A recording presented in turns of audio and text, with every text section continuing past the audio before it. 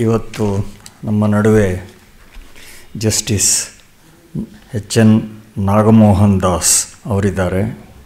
ಇದೀಗ ಉಚ್ಚ ನ್ಯಾಯಾಲಯದ ಸಿಟ್ಟಿಂಗ್ ಜಡ್ಜ್ ಆಗಿದ್ದಾರೆ.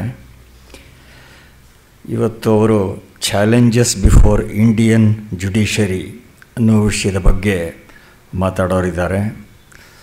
ಜಸ್ಟಿಸ್ ನಾಗಮೋಹನ್ ದಾಸ್ ಅವರು ಒಂದು ಕೃಷಿ ಕುಟುಂಬದಿಂದ ಬಂದವರು. ಕೋಲಾರ ಜಿಲ್ಲೆಯ ಮುಳಬಾಗಲ್ ತಾಲೂಕಿನವರು. ಇದು ನಮಗೆ ಒಂದು ವಿಶೇಷ ಕಾಕತಾಳೀಯವಾದ ಆನಂದ ಅಂತ ಹೇಳಬಹುದು. ನಮ್ಮ ಸ್ಥಾಪಕರಾದ DVG ಅವರು ಮುಳಬಾಗಲಿಂದ ಬಂದವರು ನಮಗೆಲ್ಲ ಗೊತ್ತಿದೆ. ಇವರು ಬೆಂಗಳೂರಿನಲ್ಲಿ ವಿದ್ಯಾಭ್ಯಾಸ ವಕೀಲರಾಗಿ ಪ್ರಾಕ್ಟೀಸ್ ಮಾಡಿದ ನಂತರ ನಾಗಮೋಹನ್ ದಾಸ್ ಅವರು ಇವರು ತುಂಬ ತಮ್ಮ ವೃತ್ತಿಯಲ್ಲಿ ವೃದ್ಧಿ ಪಡೆದರು. ವಿಶೇಷ ಅಂತ ಹೇಳಿದ್ರೆ ಟ್ರಯಲ್ ಕೋರ್ಟ್ಸ್ನಲ್ಲಿ ಹೈಕೋರ್ಟ್ನಲ್ಲಿ ಎರಡರಲ್ಲೂ ವಿಸ್ತಾರವಾದ ಅನುಭವ ಅವರಿಗೆ ಇದೆ. ಇದು ಬಹಳ ಕಡಿಮೆ, ಈ ಕಾಂಬಿನೇಷನ್ ಬಹಳ ಕಡಿಮೆ ಜನರಲ್ಲಿ ಸಿಗ್ತದೆ. ಮತ್ತು ಇದಕ್ಕಿಂತ ವಿಶೇಷವಾಗಿ ಹೇಳಬೇಕಾದ ಸಂಗತಿ ಅಂದರೆ ಜಸ್ಟಿಸ್ ನಾಗಮೋಹನ್ ದಾಸ್ ಅವರು ಸಾಹಿತ್ಯದಲ್ಲಿಯೂ ಕೂಡ ಅವರಿಗೆ ಗಾಢವಾದ ಆಸಕ್ತಿ ಇದೆ. ಈ ಚಾಲೆಂಜಸ್ ಬಿಫೋರ್ ಇಂಡಿಯನ್ ಜುಡಿಷರಿ ಬಹಳ ಸಂಗತವಾದ ಸಾಮಯಿಕವಾದ ವಿಷಯ. ನಮಗೆಲ್ಲ ಗೊತ್ತಿರೋ ಹಾಗೆ ಈಗ 30 ವರ್ಷ ಹಿಂದೆ ಇರದೇ ಇದ್ದ ಸನ್ನಿವೇಶ ಈಗ ಇದೆ. ಹಿಂದೆ 30-35 ವರ್ಷ ಹಿಂದೆ ಏನು ವಿಶೇಷವಾಗಿ ಸಿವಿಲ್ ವಿಷಯಗಳು, ಆಸ್ತಿ ವಿಷಯಗಳು ಈ ಥರದ್ದು ಹೆಚ್ಚಾಗಿ ನ್ಯಾಯಾಲಯಗಳಿಗೆ ಬರ್ತಾಯಿದ್ವು. ಆದರೆ 30-35 ವರ್ಷದಿಂದ ಈಚೆಗೆ ಬಗೆಬಗೆಯಾದ ಸಮಸ್ಯೆಗಳು ನ್ಯಾಯಾಲಯದ ಮುಂದೆ ಬರ್ತಾ ಇವೆ. ಉದಾಹರಣೆಗೆ ಸಾರ್ವಜನಿಕ ಹಿತಾಸಕ್ತಿ ಮೊಕದ್ದಮೆಗಳು, ಪರಿಸರ ಸಂಬಂಧಿತ ಸಮಸ್ಯೆಗಳು, ಈ ತರಹ ಅನೇಕ ವೈವಿಧ್ಯಮಯವಾದ ಸಮಸ್ಯೆಗಳನ್ನು ನ್ಯಾಯಾಲಯ ಬಗೆಹರಿಸಬೇಕಾದ ಸನ್ನಿವೇಶ ಈಗ ಉಂಟಾಗಿದೆ. ಇದರಿಂದ ಈ ಹಿನ್ನೆಲೆಯಲ್ಲಿ ಜುಡಿಷಲ್ ಆ್ಯಕ್ಟಿವಿಸಮ್ ಅಂತ ಏನು ಕರೀತಾರೆ, ಹಾಗೆ ಹಿಂದೆ ಇಲ್ಲದೆ ಇದ್ದ ಹೊಸದಾಗಿ ಬರ್ತಾ ಇರೋ ಸಮಸ್ಯೆಗಳಿಗೂ ಕೂಡ ನ್ಯಾಯಾಲಯ ಮಾರ್ಗದರ್ಶನ ಮಾಡಬೇಕಾದ ಸ್ಥಿತಿ ಇದೆ.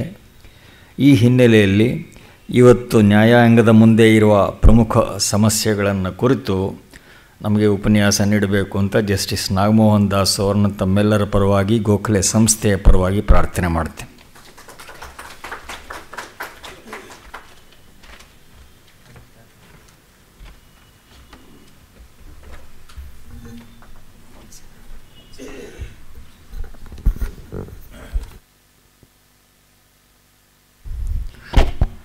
ವೇದಿಕೆ ಮೇಲಿರುವ ಇನ್ನೊಬ್ಬರು ಹಿರಿಯರು ತಮಗೆಲ್ಲ ಪರಿಚಿತರೇ ಆಗಿದ್ದಾರೆ.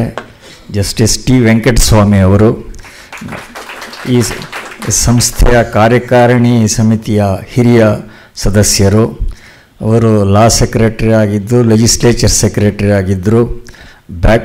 ಎರಡನೇ ಬ್ಯಾಕ್ವರ್ಡ್ ಕ್ಲಾಸಸ್ ಕಮಿಷನ್ನಿನ ಅಧ್ಯಕ್ಷರಾಗಿ ಅವರು ಅಖಿಲ ಭಾರತ ಖ್ಯಾತಿಯನ್ನು ಪಡೆದಿದ್ದಾರೆ.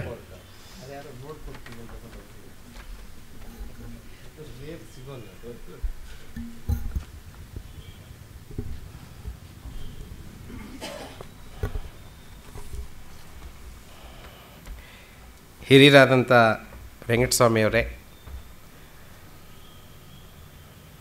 ರಾಮಸ್ವಾಮಿಯವರೇ, ಎಲ್ಲ ಆಹ್ವಾನಿತರೇ, ಮಹಿಳೆಯರೇ ಮತ್ತು ಮಹನೀಯರೇ, ನನ್ನ ಹೆಸರು, ನನ್ನ ಸಬ್ಜೆಕ್ಟು ನಿಮ್ಮ ಇನ್ವಿಟೇಷನಲ್ಲಿ ಇಂಗ್ಲೀಷ್ನಲ್ಲಿ ಮಾತ್ರ ಬರೆದು, ಬೇರೆ ಎಲ್ಲ ಕನ್ನಡದಲ್ಲಿತ್ತು.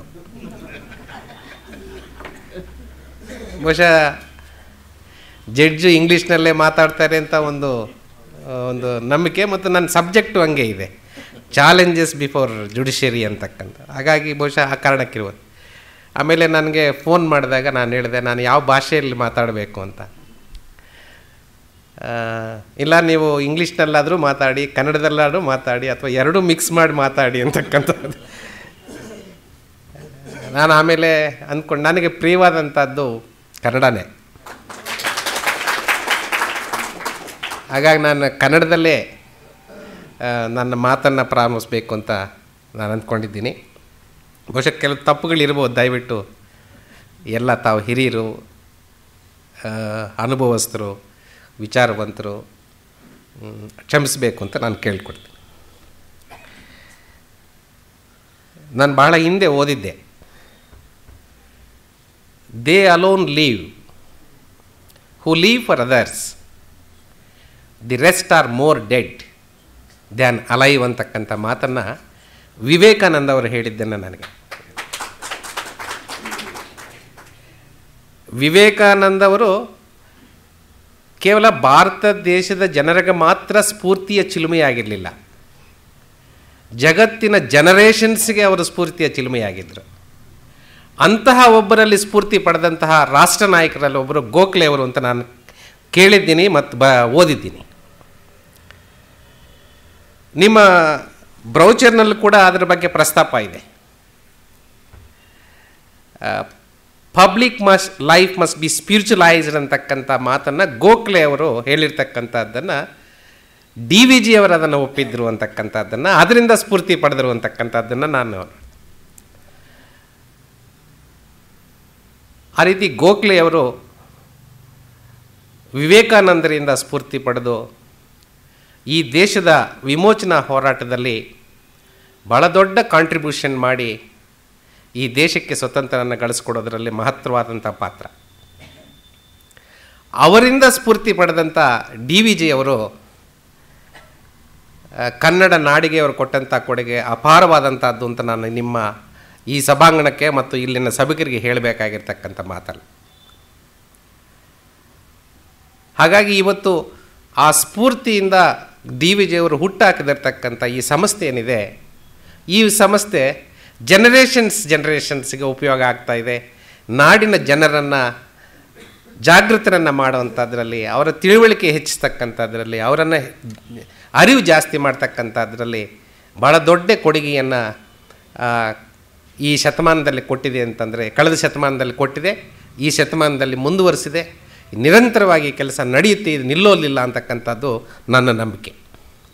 ಹಾಗಾಗಿ ಆ ಎಲ್ಲ ಮಹನೀಯರಿಗೆ ಈ ಸಂದರ್ಭದಲ್ಲಿ ನಾವೆಲ್ಲರೂ ನಮನ ಸಲ್ಲಿಸಬೇಕು.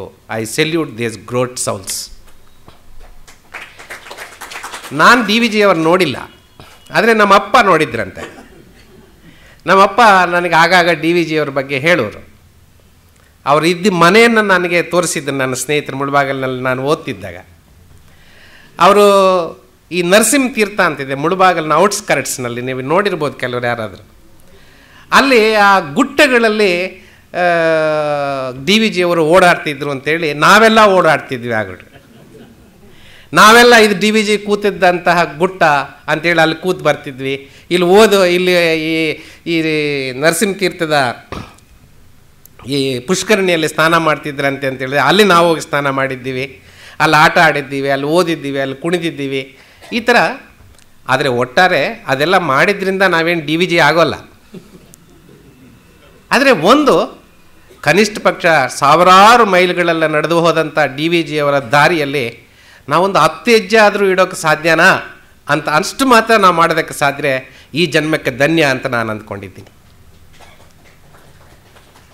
ಹಾಗಾಗಿ ಇಂತಹ ಒಂದು ಸಂಸ್ಥೆಯಲ್ಲಿ ನನಗೆ ಈ ಅವಕಾಶವನ್ನು ಕಲ್ಪಿಸಿಕೊಟ್ಟಂಥ ನಿಮ್ಮೆಲ್ಲರಿಗೂ ನಾನು ಅಭಿನಂದನೆಯನ್ನು ಸಲ್ಲಿಸ್ತಾ ಇದ್ದೀನಿ. ನಾನು ಕೃತಜ್ಞತೆಯನ್ನು ನಾನು ಸಲ್ಲಿಸ್ತಾ ಇದ್ದೀನಿ. ನಾನು ಅದೊಂದು ಹೆಮ್ಮೆ ಅಂತ ನಾನು ಸ್ವೀಕಾರ ಮಾಡ್ತಾ ಇದ್ದೀನಿ. ಇಷ್ಟು ಹೇಳಿ ನಾನು ವಿಚಾರಕ್ಕೆ ಬರ್ತೀನಿ. ಆತ್ಮೀಯ ಬಂಧುಗಳೇ,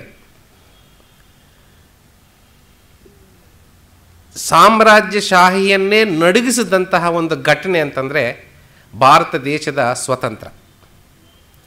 ಯಾಕೆ ಅಂತಂದರೆ ಬ್ರಿಟಿಷ್ ಸಾಮ್ರಾಜ್ಯಶಾಹಿ ಯುದ್ಧದ ಮುಖಾಂತರ, ರಕ್ತಪಾತದ ಮುಖಾಂತರ ಇಡೀ ಜಗತ್ತನ್ನು ಆಕ್ರಮಣ ಮಾಡಿರ್ತಕ್ಕಂಥದ್ದು. ಆದರೆ ಅಂತಹ ಒಂದು ಶಕ್ತಿಗೆ ವಿರುದ್ಧವಾಗಿ ಶಾಂತಿಯ ಹೋರಾಟವನ್ನು ನಡೆಸಿ ಸ್ವತಂತ್ರನ ಗಳಿಸಿದಂತಹ ಭಾರತ ಇದೆಯಲ್ಲ, ಇಡೀ ಸಾಮ್ರಾಜ್ಯಶಾಹಿಯ ಜಗತ್ತನ್ನೇ ನಡುಗಿಸಿದಂಥ ಒಂದು ಘಟನೆ ಅಂತಕ್ಕಂಥದ್ದನ್ನು ಇತಿಹಾಸಕಾರರು ದಾಖಲಿಸಿದ್ದಾರೆ. ಅದು ಒಂದು ರೀತಿಯಲ್ಲಿ ಮಹತ್ತರವಾದಂಥ ವಿಚಾರ ಅಂತಂದರೆ, ಸ್ವತಂತ್ರ ಆದ ಭಾರತ ಇದೆಯಲ್ಲ, ಅದು ತಕ್ಷಣವೇ ಒಂದು ದೊಡ್ಡದಾದಂಥ ಸಂವಿಧಾನ, ಜಗತ್ತಿನಲ್ಲೇ ಅತಿ ದೊಡ್ಡದಾದಂಥ ಸಂವಿಧಾನನ ರಚನೆ ಮಾಡಿರ್ತಕ್ಕಂಥದ್ದು ಕೂಡ ಸಹ ಒಂದು ಗಂಭೀರವಾದಂತಹ ವಿಚಾರ ಅಂತ ನಾನು ಭಾವಿಸ್ತೇನೆ. ಯಾಕೆ ಅಂತಂದರೆ, ಎಲ್ಲ ಸ್ವತಂತ್ರ ದೇಶಗಳು ಗಣರಾಜ್ಯಗಳಲ್ಲ, ಆದರೆ ಎಲ್ಲ ಗಣರಾಜ್ಯಗಳು ಸ್ವತಂತ್ರ ದೇಶಗಳು. All independent states are not republics, but all republic states are independents. ಈಗ ಉದಾಹರಣೆಗೆ ಇಂಗ್ಲೆಂಡ್ ಇನ್ನೂ ಗಣರಾಜ್ಯ ಆಗಿಲ್ಲ. ಅದು ಬೇಕಾದಾಗ ಒಂದು ಸಮಸ್ಯೆ ಬಂದಾಗ ಪಾರ್ಲಿಮೆಂಟ್ನಲ್ಲಿ ಒಂದು ಶಾಸನ ತರ್ತಾರೆ, ಒಂದು ಕಾನೂನು ತರ್ತಾರೆ, ಆದರೆ ಅವರದೇ ಆದಂಥ ಸಂವಿಧಾನ ಅವ್ರಿಗಿನ್ನೂ ಇಲ್ಲ. ಆದರೆ ಸ್ವತಂತ್ರ ಭಾರತ, 47ರಲ್ಲಿ ಸ್ವತಂತ್ರ ಪಡೆದಂತಹ ಭಾರತ 1950ರಷ್ಟಕ್ಕೆ ಒಂದು ದೊಡ್ಡದಾದಂತಹ ಸಂವಿಧಾನನ ರಚಿಸಿ ಅದನ್ನು ಒಪ್ಪಿ ಗಣರಾಜ್ಯ ಆಗಿದೆಯಲ್ಲ, ಅದು ಸಹ ಮಹತ್ತರವಾದಂತಹ ವಿಚಾರನೆ ಭಾರತದ ಸನ್ನಿವೇಶಕ್ಕಷ್ಟೇ. It is not only the biggest written constitution, but it is also said that it is one of the best constitutions in the world. ಇದು ಈ ಮಾತನ್ನು ನಾನು ಹೇಳ್ತಾ ಇಲ್ಲ, ಜಗತ್ತಿನ ಅನೇಕ ಜೂರಿಸ್ಟ್ಸ್ ಹೇಳಿದ್ದಾರೆ, ಕಾನೂನಿನ ತಜ್ಞರು ಈ ಮಾತನ್ನು ಹೇಳಿದ್ದಾರೆ. ಈಗ ಉದಾಹರಣೆ ನೋಡಿ, ನಾವು ಸ್ವತಂತ್ರ ಪಡೆದಂತಹ ಸಂದರ್ಭದಲ್ಲೇ ಪಾಕಿಸ್ತಾನ ಸ್ವತಂತ್ರ ಪಡೀತು, ಶ್ರೀಲಂಕಾ ಸ್ವತಂತ್ರ ಪಡೀತು, ಬರ್ಮಾ ಸ್ವತಂತ್ರ ಪಡೀತು, ನೇಪಾಳ ಸ್ವತಂತ್ರವಾಗಿತ್ತು. ಆದರೆ ಈ ದೇಶದಲ್ಲಿ ನಮ್ಮಂಗೆ ಅವರೂ ಸಹ ಸಂವಿಧಾನಗಳನ್ನು ರಚಿಸಿಕೊಂಡ್ರು. ಆದರೆ ಆ ಸಂವಿಧಾನಗಳ ಪರಿಸ್ಥಿತಿ ಆ ದೇಶಗಳಲ್ಲಿ ಏನಾಗಿದೆ ಅಂತಕ್ಕಂಥದ್ದು ನೀವು ವಿಚಾರ ಮಾಡಿ. ನಮ್ಮಲ್ಲಿ ಅನೇಕ ಧರ್ಮಗಳಿವೆ, ಅನೇಕ ಜಾತಿಗಳಿವೆ, ಅನೇಕ ಭಾಷೆಗಳಿವೆ, ಅನೇಕ ಸಂಸ್ಕೃತಿಗಳಿವೆ, ಉಪಸಂಸ್ಕೃತಿಗಳಿವೆ. ಇಷ್ಟೆಲ್ಲ ಆದ್ರೂ ಈ ದೇಶದ ನಮ್ಮನ್ನು ಇನ್ನೂ ಒಟ್ಟಿಗೆ ನಮ್ಮನ್ನು ಹಿಡಿದು ಕಟ್ಟಾಕಿರ್ತಕ್ಕಂಥದ್ದು ಭಾರತದ ಸಂವಿಧಾನ.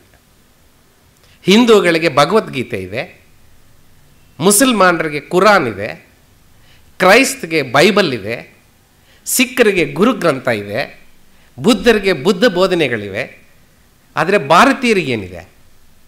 ಭಾರತೀಯರಿಗೆ ಭಾರತದ ಸಂವಿಧಾನ ಇದೆ. ಹಾಗಾಗಿ ಈ ಅನುಭವದಿಂದ ಕಲಿತಂತಹ ಪಾಠ ಏನಂತಂದರೆ, Indian constitution is not only the biggest return constitution in the world, but it is said that it is also one of the best constitutions in the world. ಈ ಸಂವಿಧಾನದ ಅಡಿಯಲ್ಲಿ 3 ಸಂಸ್ಥೆಗಳು ಮುಖ್ಯವಾಗಿ ನಾವು ಕಾಣ್ತಕ್ಕಂಥದ್ದು: ಶಾಸಕಾಂಗ, ಕಾರ್ಯಾಂಗ, ನ್ಯಾಯಾಂಗ. ಶಾಸಕಾಂಗ ಮತ್ತು ಕಾರ್ಯಾಂಗ ಮತ್ತು ನ್ಯಾಯಾಂಗ ಸಂವಿಧಾನದ ಪ್ರಕಾರ ತಮ್ಮದೇ ಆದಂತಹ ಕ್ಷೇತ್ರಗಳಲ್ಲಿ ಕೆಲಸ ಮಾಡಿಕೊಂಡು, ಒಂದಕ್ಕೆ ಇನ್ನೊಂದು ಪೂರಕವಾಗಿ ಕೆಲಸ ಮಾಡಿಕೊಂಡು ದೇಶನ ಕಟ್ಟುವಂತಹ ಜವಾಬ್ದಾರಿ ಈ ಸಂವಿಧಾನದಲ್ಲಿ ವಹಿಸಲಾಗಿದೆ. ಸ್ವಾತಂತ್ರ್ಯ ಬಂದ ನಂತರ ಶಾಸಕಾಂಗ ಮತ್ತು ಕಾರ್ಯಾಂಗ ಏನೂ ಕೆಲಸ ಮಾಡಿಲ್ಲ ಅಂತಕ್ಕಂಥದ್ದು ತಪ್ಪಾಗುತ್ತೆ. ಈ ದೇಶದಲ್ಲಿ ಸಂಸ್ಥೆಗಳನ್ನು ನಾವು ಕಟ್ಟಿದ್ದೀವಿ. ಅಷ್ಟು ಮಾತ್ರ ಅಲ್ಲ, ಸಂಸ್ಥೆಗಳನ್ನು ಕಟ್ಟೋದರ ಜೊತೆಗೆ ಕೆಲವು ಸುಧಾರಣೆಗಳನ್ನು ತಂದಿದ್ದೀವಿ. We have built institutions and we have brought institutional reforms. ಮೂಲ ಸೌಕರ್ಯಗಳಾದಂಥ ಒಂದಷ್ಟು ಜನಕ್ಕೆ ಶಿಕ್ಷಣ ಕೊಡೋದಕ್ಕೆ ಸಾಧ್ಯ. ನಾವೆಲ್ಲ ವಿದ್ಯಾರ್ಥಿಗಳಾಗಿದ್ದಾಗ ಭಾರತ ದೇಶದಲ್ಲಿ 100ಕ್ಕೆ 75 ಜನ ಅವಿದ್ಯಾವಂತರು ಅಂತಕ್ಕಂಥದ್ದು. ಇವತ್ತು 100ಕ್ಕೆ 30 ಜನ ಮಾತ್ರ ಅವಿದ್ಯಾವಂತರಿದೆ. 70ರಷ್ಟು ಶಿಕ್ಷಣನ ನಾವು ಸಾಧಿಸಿದ್ವಿ. ಒಂದಷ್ಟು ಜನಕ್ಕೆ ಉದ್ಯೋಗನ ಕೊಡೋದಕ್ಕೆ ಸಾಧ್ಯ ಆಗಿದೆ, ಒಂದು ಆರೋಗ್ಯನ ಕೊಡೋದಕ್ಕೆ ಸಾಧ್ಯ ಆಗಿದೆ, ಒಂದು ರಸ್ತೆ ಮಾಡಿದ್ವಿ, ಒಂದಷ್ಟು ದೀಪ, ಒಂದಷ್ಟು ಕುಡಿಯೋ ನೀರನ್ನು. ನಾನು ಇತ್ತೀಚೆಗೆ ಒಂದು ಜಡ್ಮೆಂಟ್ನಲ್ಲಿ ಬರೀತಾ ಇದ್ದೆ. ಭಾರತಕ್ಕೆ ಸ್ವತಂತ್ರ ಬಂದ ಸಂದರ್ಭದಲ್ಲಿ 50 ಮಿಲಿಯನ್ ಟನ್ ಆಹಾರ ಉತ್ಪಾದನೆ ಇತ್ತು ಈ ದೇಶದಲ್ಲಿ. ಆದರೆ ಇವತ್ತು 215 ಮಿಲಿಯನ್ ಟನ್ ಆಹಾರ ಉತ್ಪಾದನೆಯನ್ನು ನಾವು ದಾಟಿದ್ವಿ. ನಾವು ಇನ್ನೊಂದು ಉಪನ್ಯಾಸದಲ್ಲಿ ಹೇಳ್ತಿದ್ದೆ, ಏನಂತಂತಂದರೆ ಇವತ್ತು ಸ್ಪೇಸ್ ಟೆಕ್ನಾಲಜಿನಲ್ಲಿ ಜಗತ್ತಿನ ಯಾವ ದೇಶಕ್ಕಿಂತ ನಾವು ಕಮ್ಮಿ ಇಲ್ಲ ಅಂತಕ್ಕಂಥದ್ದನ್ನು ನಾವು ತೋರಿಸ್ಕೊಟ್ಟಿದ್ದೀವಿ. ಅಗ್ರಿಕಲ್ಚರ್ನಲ್ಲಿ ಅಭೂತವಾದಂಥ ಸಾಧನೆಯನ್ನು ನಾವು ಮಾಡಿದ್ದೀವಿ. ಇಂಡಸ್ಟ್ರಿಯಲ್ಲಿ ನಾವು ಮಾಡಿದ್ದೀವಿ. ಇನ್ಫಾರ್ಮೇಷನ್ ಟೆಕ್ನಾಲಜಿನಲ್ಲಿ ಇವತ್ತು ಸಿಲಿಕಾನ್ ವ್ಯಾಲಿಗಿಂತ ಭಾಳ ದೊಡ್ಡ ಟೆಕ್ನಾಲಜಿಸ್ಟ್ ನಮ್ಮ ಬೆಂಗಳೂರಿನಲ್ಲಿ ಕೆಲಸ ಮಾಡ್ತಾ ಇದ್ದಾರೆ.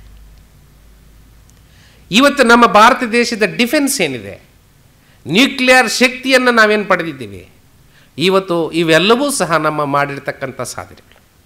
ಆದರೆ ಇಷ್ಟೆಲ್ಲ ಸಾಧನೆಗಳನ್ನು ನಾವು ಮಾಡಿದ್ದರೂ ಸಹ ಇನ್ನು ಕೆಲವು ಮೂಲಭೂತ ಸಮಸ್ಯೆಗಳು ಮುಂದುವರೆದಿವೆ. ಇನ್ನೂ ಎಲ್ಲರಿಗೂ ಶಿಕ್ಷಣ ಸಿಕ್ಕಿಲ್ಲ, ಎಲ್ಲರಿಗೂ ವಸತಿ ಸಿಕ್ಕಿಲ್ಲ, ಎಲ್ಲರಿಗೂ ಆಹಾರ ಸಿಗ್ತಾ ಇಲ್ಲ, ಎಲ್ಲರಿಗೂ ಬಟ್ಟೆ ಇಲ್ಲ, ಎಲ್ಲರಿಗೂ ಮನೆ ಇಲ್ಲ. ಈ ರೀತಿಯ ಕೃಷಿ ಬಿಕ್ಕಟ್ಟಿನಲ್ಲಿದೆ, ಕೈಗಾರಿಕಾ ಬಿಕ್ಕಟ್ಟಿದೆ.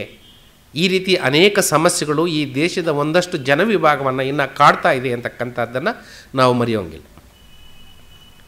ಈ ಸಮಸ್ಯೆಗಳ ಜೊತೆಗೆ ಭಾರತ ದೇಶ ಇವತ್ತು ಕೆಲವು ಸವಾಲುಗಳನ್ನು ಎದುರಿಸ್ತಾ ಇದೆ.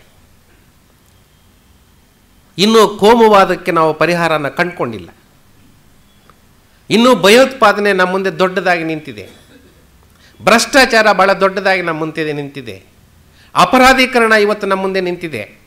ವ್ಯಾಪಾರೀಕರಣ ನಮ್ಮ ಮುಂದೆ ನಿಂತಿದೆ. ಸಾಂಸ್ಕೃತಿಕ ದಿವಾಳೀಕರಣ ಇವತ್ತು ನಮ್ಮ ಮುಂದೆ ಇದೆ. ಇವೆಲ್ಲವೂ ಈ ದೇಶ ಎದುರಿಸ್ತಾ ಇರತಕ್ಕಂಥ ಸವಾಲುಗಳು. ಹಾಗಾಗಿ ಈ ಸಮಸ್ಯೆಗಳೊಂದು ಕಡೆ, ಹೊಸದಾಗಿ ಸೇರಿಕೊಂಡಿರ್ತಕ್ಕಂಥ ಸವಾಲುಗಳಲ್ಲಿ ಮತ್ತೊಂದು ಕಡೆ, ಈ ಸವಾಲುಗಳನ್ನು, ಈ ಸಮಸ್ಯೆಗಳನ್ನು ಸಮರ್ಪಕವಾಗಿ ಪರಿಹರಿಸುವಲ್ಲಿ ಒಂದಷ್ಟು ವಿಪುಲ ಆಗಿದೆ ನಮ್ಮ ಶಾಸಕಾಂಗ ಮತ್ತು ಕಾರ್ಯಾಂಗ ಅಂತಕ್ಕಂಥದ್ದನ್ನು ನಾವೆಲ್ಲರೂ ಒಪ್ಪಬೇಕಾಗಿರ್ತಕ್ಕಂಥ ವಿಚಾರ. ಹಾಗಾಗಿ ಈ ದೇಶದ ಸಾಧಾರಣ ಜನ ತಮ್ಮ ವಿಶ್ವಾಸನ ದಿನೇ ದಿನೇ ಶಾಸಕಾಂಗ ಮತ್ತು ಕಾರ್ಯಾಂಗದ ಬಗ್ಗೆ ಕಡಿಮೆ ಮಾಡಿಕೊಳ್ತಾ ಇರ್ತಕ್ಕಂಥ ಒಂದು ಸತ್ಯ ಸಂಗತಿಯನ್ನು ನಾವಿವತ್ತು ಕಾಣ್ತಾ ಇದ್ದೀವಿ. ಆದರೆ ಇದು ಒಳ್ಳೆ ಬೆಳವಣಿಗೆನಾ? ಕಾರ್ಯಾಂಗ ಮತ್ತು ಶಾಸಕಾಂಗ ಜನರ ವಿಶ್ವಾಸನ ಕಳ್ಕೊಂಡು ಆ ಜನ ನ್ಯಾಯಾಂಗದ ಮೇಲೆ ಇವತ್ತು ನಂಬಿಕೆ ಇಟ್ಟಿರ್ತಕ್ಕಂಥದ್ದು ಒಂದು ಪ್ರಶ್ನೆ. ಆದರೆ ಇದು ಆರೋಗ್ಯಕರವಾದಂತಹ ಬೆಳವಣಿಗೆ ಅಲ್ಲ. ಲೆಜಿಸ್ಲೇಟಿವನ್ನು, ಎಕ್ಸಿಕ್ಯೂಟಿವನ್ನು ವೀಕ್ ಮಾಡಿ ಜುಡಿಷಿಯರಿಯನ್ನು ಬೆಳೆಸಿ ಸ್ಟ್ರೆಂಥನ್ ಮಾಡ್ತಕ್ಕಂಥದ್ದು it is not A healthy development in a democratic setup. ಅದನ್ನು ಸರಿಪಡಿಸಬೇಕಾಗಿದೆ. ಇದು ಒಂದು ಕಡೆ ವಿಚಾರ. ಆದರೆ ಇಂತಹ ಒಂದು ಸಂದರ್ಭದಲ್ಲಿ ಇವತ್ತು ನ್ಯಾಯಾಂಗ ಕೆಲಸ ಮಾಡ್ತಾ ಇದೆ ಅಂತಕ್ಕಂಥದ್ದನ್ನು ನಾವು ಗಮನಿಸಬೇಕಾಗಿದೆ. ಈ ಕಾರಣಗಳಿಂದ ಸಾಧಾರಣ ಜನ ಭಾರತದ ಶಾಸಕಾಂಗ ಮತ್ತು ಕಾರ್ಯಾಂಗದ ಮೇಲೆ ನಂಬಿಕೆ ಕಳ್ಕೊಡ್ತಾ ಇರ್ತಕ್ಕಂಥ ಸಂದರ್ಭದಲ್ಲಿ ನ್ಯಾಯಾಂಗದ ಮೇಲೆ ನಂಬಿಕೆ ಇಟ್ಟಿದ್ದಾರೆ. ಈ ನ್ಯಾಯಾಂಗದ ಮೇಲೆ ಜನ ಯಾಕೆ ನಂಬಿಕೆ ಇಟ್ಟಿದ್ದಾರೆ ಅಂತಂದರೆ, is it because of the reason that judiciary has got the power to hang you? Is it because of the reason that it has got the power to put you behind the bars? Is it because of the reason that it has got the power to punish you, fine you, and to resolve your disputes? No. ಇಷ್ಟೇ ಆದರೆ ಜನ care ಮಾಡಲ್ಲ. ಆದರೆ ಭಾರತದ ನ್ಯಾಯಾಂಗದ ಮೇಲೆ ಯಾಕೆ ಜನ ನಂಬಿಕೆ ಇಟ್ಟಿದ್ದಾರೆ ಅಂತಂದರೆ, ಭಾರತದ ನ್ಯಾಯಾಂಗ ಸ್ವತಂತ್ರ ಭಾರತ ನಂತರ ನಡ್ಕೊಂಡು ಬಂದಿರತಕ್ಕಂಥ ರೀತಿಯಲ್ಲ, ಬರೀ ಕೇಸುಗಳನ್ನು ಇತ್ಯರ್ಥ ಮಾಡ್ತಕ್ಕಂಥದ್ದು. Indian judiciary is having the power to decide the disputes between individual and individual, between individual and state, state and state, state and centre. It has got the power to annul the statutes made by the legislature if they are found to be unconstitutional. ಶಾಸಕಾಂಗ ಮಾಡಿರ್ತಕ್ಕಂಥ ಕಾನೂನುಗಳು ಸಂವಿಧಾನಕ್ಕೆ ಅಸಿಂಧು ಅಂತ ಕಂಡು ಬಂದಾಗ ಅದನ್ನು ರದ್ದು ಮಾಡ್ತಕ್ಕಂಥ ಅಧಿಕಾರ ನ್ಯಾಯಾಂಗಕ್ಕೆ. ಶಾಸಕಾಂಗ ಮಾಡಿರ್ತಕ್ಕಂಥ ಕಾನೂನುಗಳನ್ನು ಜನಪರವಾಗಿ ಕಾಲಕಾಲಕ್ಕೆ ವ್ಯಾಖ್ಯಾನ ಮಾಡ್ತಕ್ಕಂಥ ಅಧಿಕಾರ ಈ ನ್ಯಾಯಾಂಗಕ್ಕಿದೆ. ಈ ರೀತಿ ಜನಪರವಾದಂತಹ ವ್ಯಾಖ್ಯಾನ ಮಾಡಿ, ಅಸಿಂಧುವಾದಂತಹ ಕಾನೂನುಗಳನ್ನು ರದ್ದು ಮಾಡಿ, ಜನರಿಗೆ ನ್ಯಾಯ ವಿತರಣೆ ಮಾಡೋದರ ಮುಖಾಂತರ ಜನರ ವಿಶ್ವಾಸನ, ಪ್ರೀತಿಯನ್ನು, ನಂಬಿಕೆಯನ್ನು ಗಳಿಸಿರ್ತಕ್ಕಂಥದ್ದು. ಹಾಗಾಗಿನೇ ಎಲ್ಲ ಪ್ರಯತ್ನಗಳು ಶಾಸಕಾಂಗ ಕಾರ್ಯಾಂಗದಲ್ಲಿ ವಿಪುಲ ಆದಾಗ ಸಾಧಾರಣ ಜನ ನ್ಯಾಯಾಂಗದ ಕದನ ತಟ್ತಾ ಇರ್ತಕ್ಕಂಥದ್ದು ಈ ದೇಶದಲ್ಲಿ. ಆ ಕಾರಣಕ್ಕಾಗಿ ಈ ದೇಶದ ಜನ ಇದರ ಮೇಲೆ ನಂಬಿಕೆ ಇಟ್ಟಿರ್ತಕ್ಕಂಥದ್ದು. ಇದು ಒಂದು ಕಡೆ ಆದರೆ, ಅಭೂತವಾದಂತಹ ಸಾಧನೆಗಳನ್ನು ಭಾರತ ನ್ಯಾಯಾಂಗ ಮಾಡಿದೆ. ಈಗ ಉದಾಹರಣೆಗೆ ನೀವು ಭಾರತದ ಸಂವಿಧಾನನ ತಿದ್ದುಪಡಿ ಮಾಡೋದಕ್ಕೆ ನಮ್ಮ ಪಾರ್ಲಿಮೆಂಟಿಗೆ ಅಧಿಕಾರ ಇದೆ. ಆದರೆ ಆ ತಿದ್ದುಪಡಿ ಮಾಡ್ತಕ್ಕಂಥ ಪ್ರಕ್ರಿಯೆಯನ್ನು ಅವ್ರು ಬಳಸ್ಕೊಂಡು ನಾಳೆ ದಿವಸ ಎಲೆಕ್ಟ್ ಆಗಿರ್ತಕ್ಕಂಥ ಒಂದು ಪಾರ್ಲಿಮೆಂಟು ಮೆಜಾರಿಟಿ ಡಿಸಿಷನ್ನಲ್ಲಿ ನಮ್ಮನ್ನು ಯಾರೂ ಕಿತ್ತಾಕೋಂಗಿಲ್ಲ, ನಮ್ಮ ಲೈಫ್ ಟೈಮ್ವರೆಗೂ ಎಲೆಕ್ಷನ್ ನಡೆಸಬೇಕಾಗಿಲ್ಲ ಅಂತ ಸಂವಿಧಾನನ ತಿದ್ದುಪಡಿ ಮಾಡ್ಬೋದಾ? ಅದು ಆಗೋದಿಲ್ಲ, ಅದಕ್ಕೆ ಅವಕಾಶ ಇಲ್ಲ ಅಂತ ಹೇಳಿದ್ದು ಭಾರತದ ಸರ್ವೋಚ್ಚ ನ್ಯಾಯಾಲಯ. ಕೇಶವಾನಂದ ಭಾರತಿ ಪ್ರಕರಣ ಏನಿದೆ ವರ್ಸಸ್ ಸ್ಟೇಟ್ ಆಫ್ ಕೇರಳ, ಆ ಪ್ರಕರಣದಲ್ಲಿ ಭಾರತದ ಸರ್ವೋಚ್ಚ ನ್ಯಾಯಾಲಯ ಕೊಟ್ಟಂತಹ ತೀರ್ಪು ಏನು ಅಂತಂತಂದರೆ, ನಿಮಗೆ ತಿದ್ದುಪಡಿ ಅವಕಾಶ ಇದೆ ಪಾರ್ಲಿಮೆಂಟಿಗೆ, ಆದರೆ ಸಂವಿಧಾನದ ಮೂಲ ತತ್ವಗಳನ್ನು ತಿದ್ದುಪಡಿ ಮಾಡೋದಕ್ಕೆ ಅವಕಾಶ ಇಲ್ಲ. ಭಾರತದ ಸಂವಿಧಾನದ ಮೂಲ ತತ್ವಗಳು ಅಂದರೆ ಏನು? ಪ್ರಜಾಪ್ರಭುತ್ವ, ಜಾತ್ಯತೀತತೆ, ಪಾರ್ಲಿಮೆಂಟರಿ ರಿಪಬ್ಲಿಕ್, ಸಾಮಾಜಿಕ ನ್ಯಾಯ, ಅಧಿಕಾರ ವಿಕೇಂದ್ರೀಕರಣ, ಕಾಲಕಾಲಕ್ಕೆ ಚುನಾವಣೆಗಳನ್ನು ನಡೆಸ್ತಕ್ಕಂಥದ್ದು, ಇವೆಲ್ಲವೂ ಸಹ ಮೂಲಭೂತ ತತ್ವಗಳು ನಮ್ಮ ಸಂವಿಧಾನದಲ್ಲಿ. ಈ ತತ್ವಗಳ ಮೂಲ ತತ್ವಗಳು, basic features of the Indian constitution ಅಂತ ನಾವು ಕರಿತೀವಿ. ದೇ ಆರ್ ಅನ್ಟಚಬಲ್ ಆ್ಯಂಡ್ ಅನ್ಅಮೆಂಡಬಲ್ ಅಂತಕ್ಕಂಥ ತೀರ್ಪು ಕೊಟ್ಟಿದ್ದರ ಪರಿಣಾಮವಾಗಿ ಇವತ್ತು ಸಂವಿಧಾನ ನಮ್ಮ ಮುಂದೆ ಇದೆ. ಆ ತೀರ್ಪು ಇಲ್ಲದೆ ಇದ್ದಿದ್ರೆ ಭಾರತದ ಪಾರ್ಲಿಮೆಂಟು ಇಷ್ಟೊತ್ತಿಗೆ ಈ ಸಂವಿಧಾನನ ತಿರುಚಿ ಈ ಮೂಲ ತತ್ವಗಳನ್ನು ಕಿತ್ತೊಗೆದು ಬೇರೆ ಇನ್ನೊಂದು ರೀತಿಯ ತರ್ತಕ್ಕಂಥ ಸಾಧ್ಯತೆಗಳು ಇಲ್ಲ ಅಂತ ನಾವು ಹೇಳೋಕ್ಕಿಲ್ಲ. ಅಷ್ಟೇನಾ, ಈ ದೇಶದ ಸೆಕ್ಯುಲರ್ ಫ್ಯಾಬ್ರಿಕ್ಕನ್ನು ಕಾಪಾಡ್ತಕ್ಕಂಥ ವಿಚಾರದಲ್ಲಿ supreme court Bommai versus state of Karnataka ಅಂತಕ್ಕಂಥ ಪ್ರಕರಣದಲ್ಲಿ ಒಂದು ತೀರ್ಪನ್ನು ಕೊಡ್ತಾ ಹೇಳಿದೆ, politics should not be mixed with religion ಅಂತಕ್ಕಂಥ ಮಾತು ಹೇಳೋದರ ಮುಖಾಂತರ ಈ ದೇಶದಲ್ಲಿ ನಮ್ಮ ಜಾತ್ಯತೀತ ಮೌಲ್ಯಗಳಿಗೆ ಹೊಸ ವ್ಯಾಖ್ಯಾನನ ನೀಡತಕ್ಕಂಥ ಒಂದು ಕ್ರಿಯೆ ನಡೆದಿದೆ. ಈ ರೀತಿ ಸಂವಿಧಾನನ ರಚಿಸಿದೆ. ಆ ಸಂವಿಧಾನದ ರಚಿಸೋದ್ರ ಜೊತೆಗೆ ಇಲ್ಲಿ ಪ್ರಜಾಪ್ರಭುತ್ವವನ್ನು ರಕ್ಷಿಸಿದೆ, ಸೆಕ್ಯುಲಾರಿಸಮನ್ನು ರಕ್ಷಿಸಿದೆ, ಸಾಮಾಜಿಕ ನ್ಯಾಯವನ್ನು ಮುಂದಕ್ಕೆ ತಗೊಂಡೋಗಿದೆ, ಈ ಜನರ ಹಕ್ಕುಗಳನ್ನು ಇಲ್ಲಿ ರಕ್ಷಣೆ ಮಾಡಿದೆ. ಅಷ್ಟು ಮಾತ್ರ ಅಲ್ಲ, ಭಾರತದ ನ್ಯಾಯಾಂಗ ಇವತ್ತು ಕಾಮನ್ ಲಾ ಜೂರಿಸ್ಪ್ರುಡೆನ್ಸ್ನಲ್ಲಿ ಬಹಳ ದೊಡ್ಡ ಸಾಧನೆಯನ್ನು ಮಾಡಿದೆ. ಅದರ ಎಷ್ಟು ಕೇಸುಗಳನ್ನು ನಿಮ್ಮ ಗಟ್ಟಲೆ ನಾನು ಇನ್ನೊಂದು 2-3 ತಾಸು ಹೇಳುವಷ್ಟು ಕೇಸುಗಳು ನನ್ನ ತಲೆಯಲ್ಲಿ ತುಂಬಿಕೊಂಡಿದ್ದಿಲ್ಲ. Right to read includes right not to read. Even a dead body is having a right for a decent burial.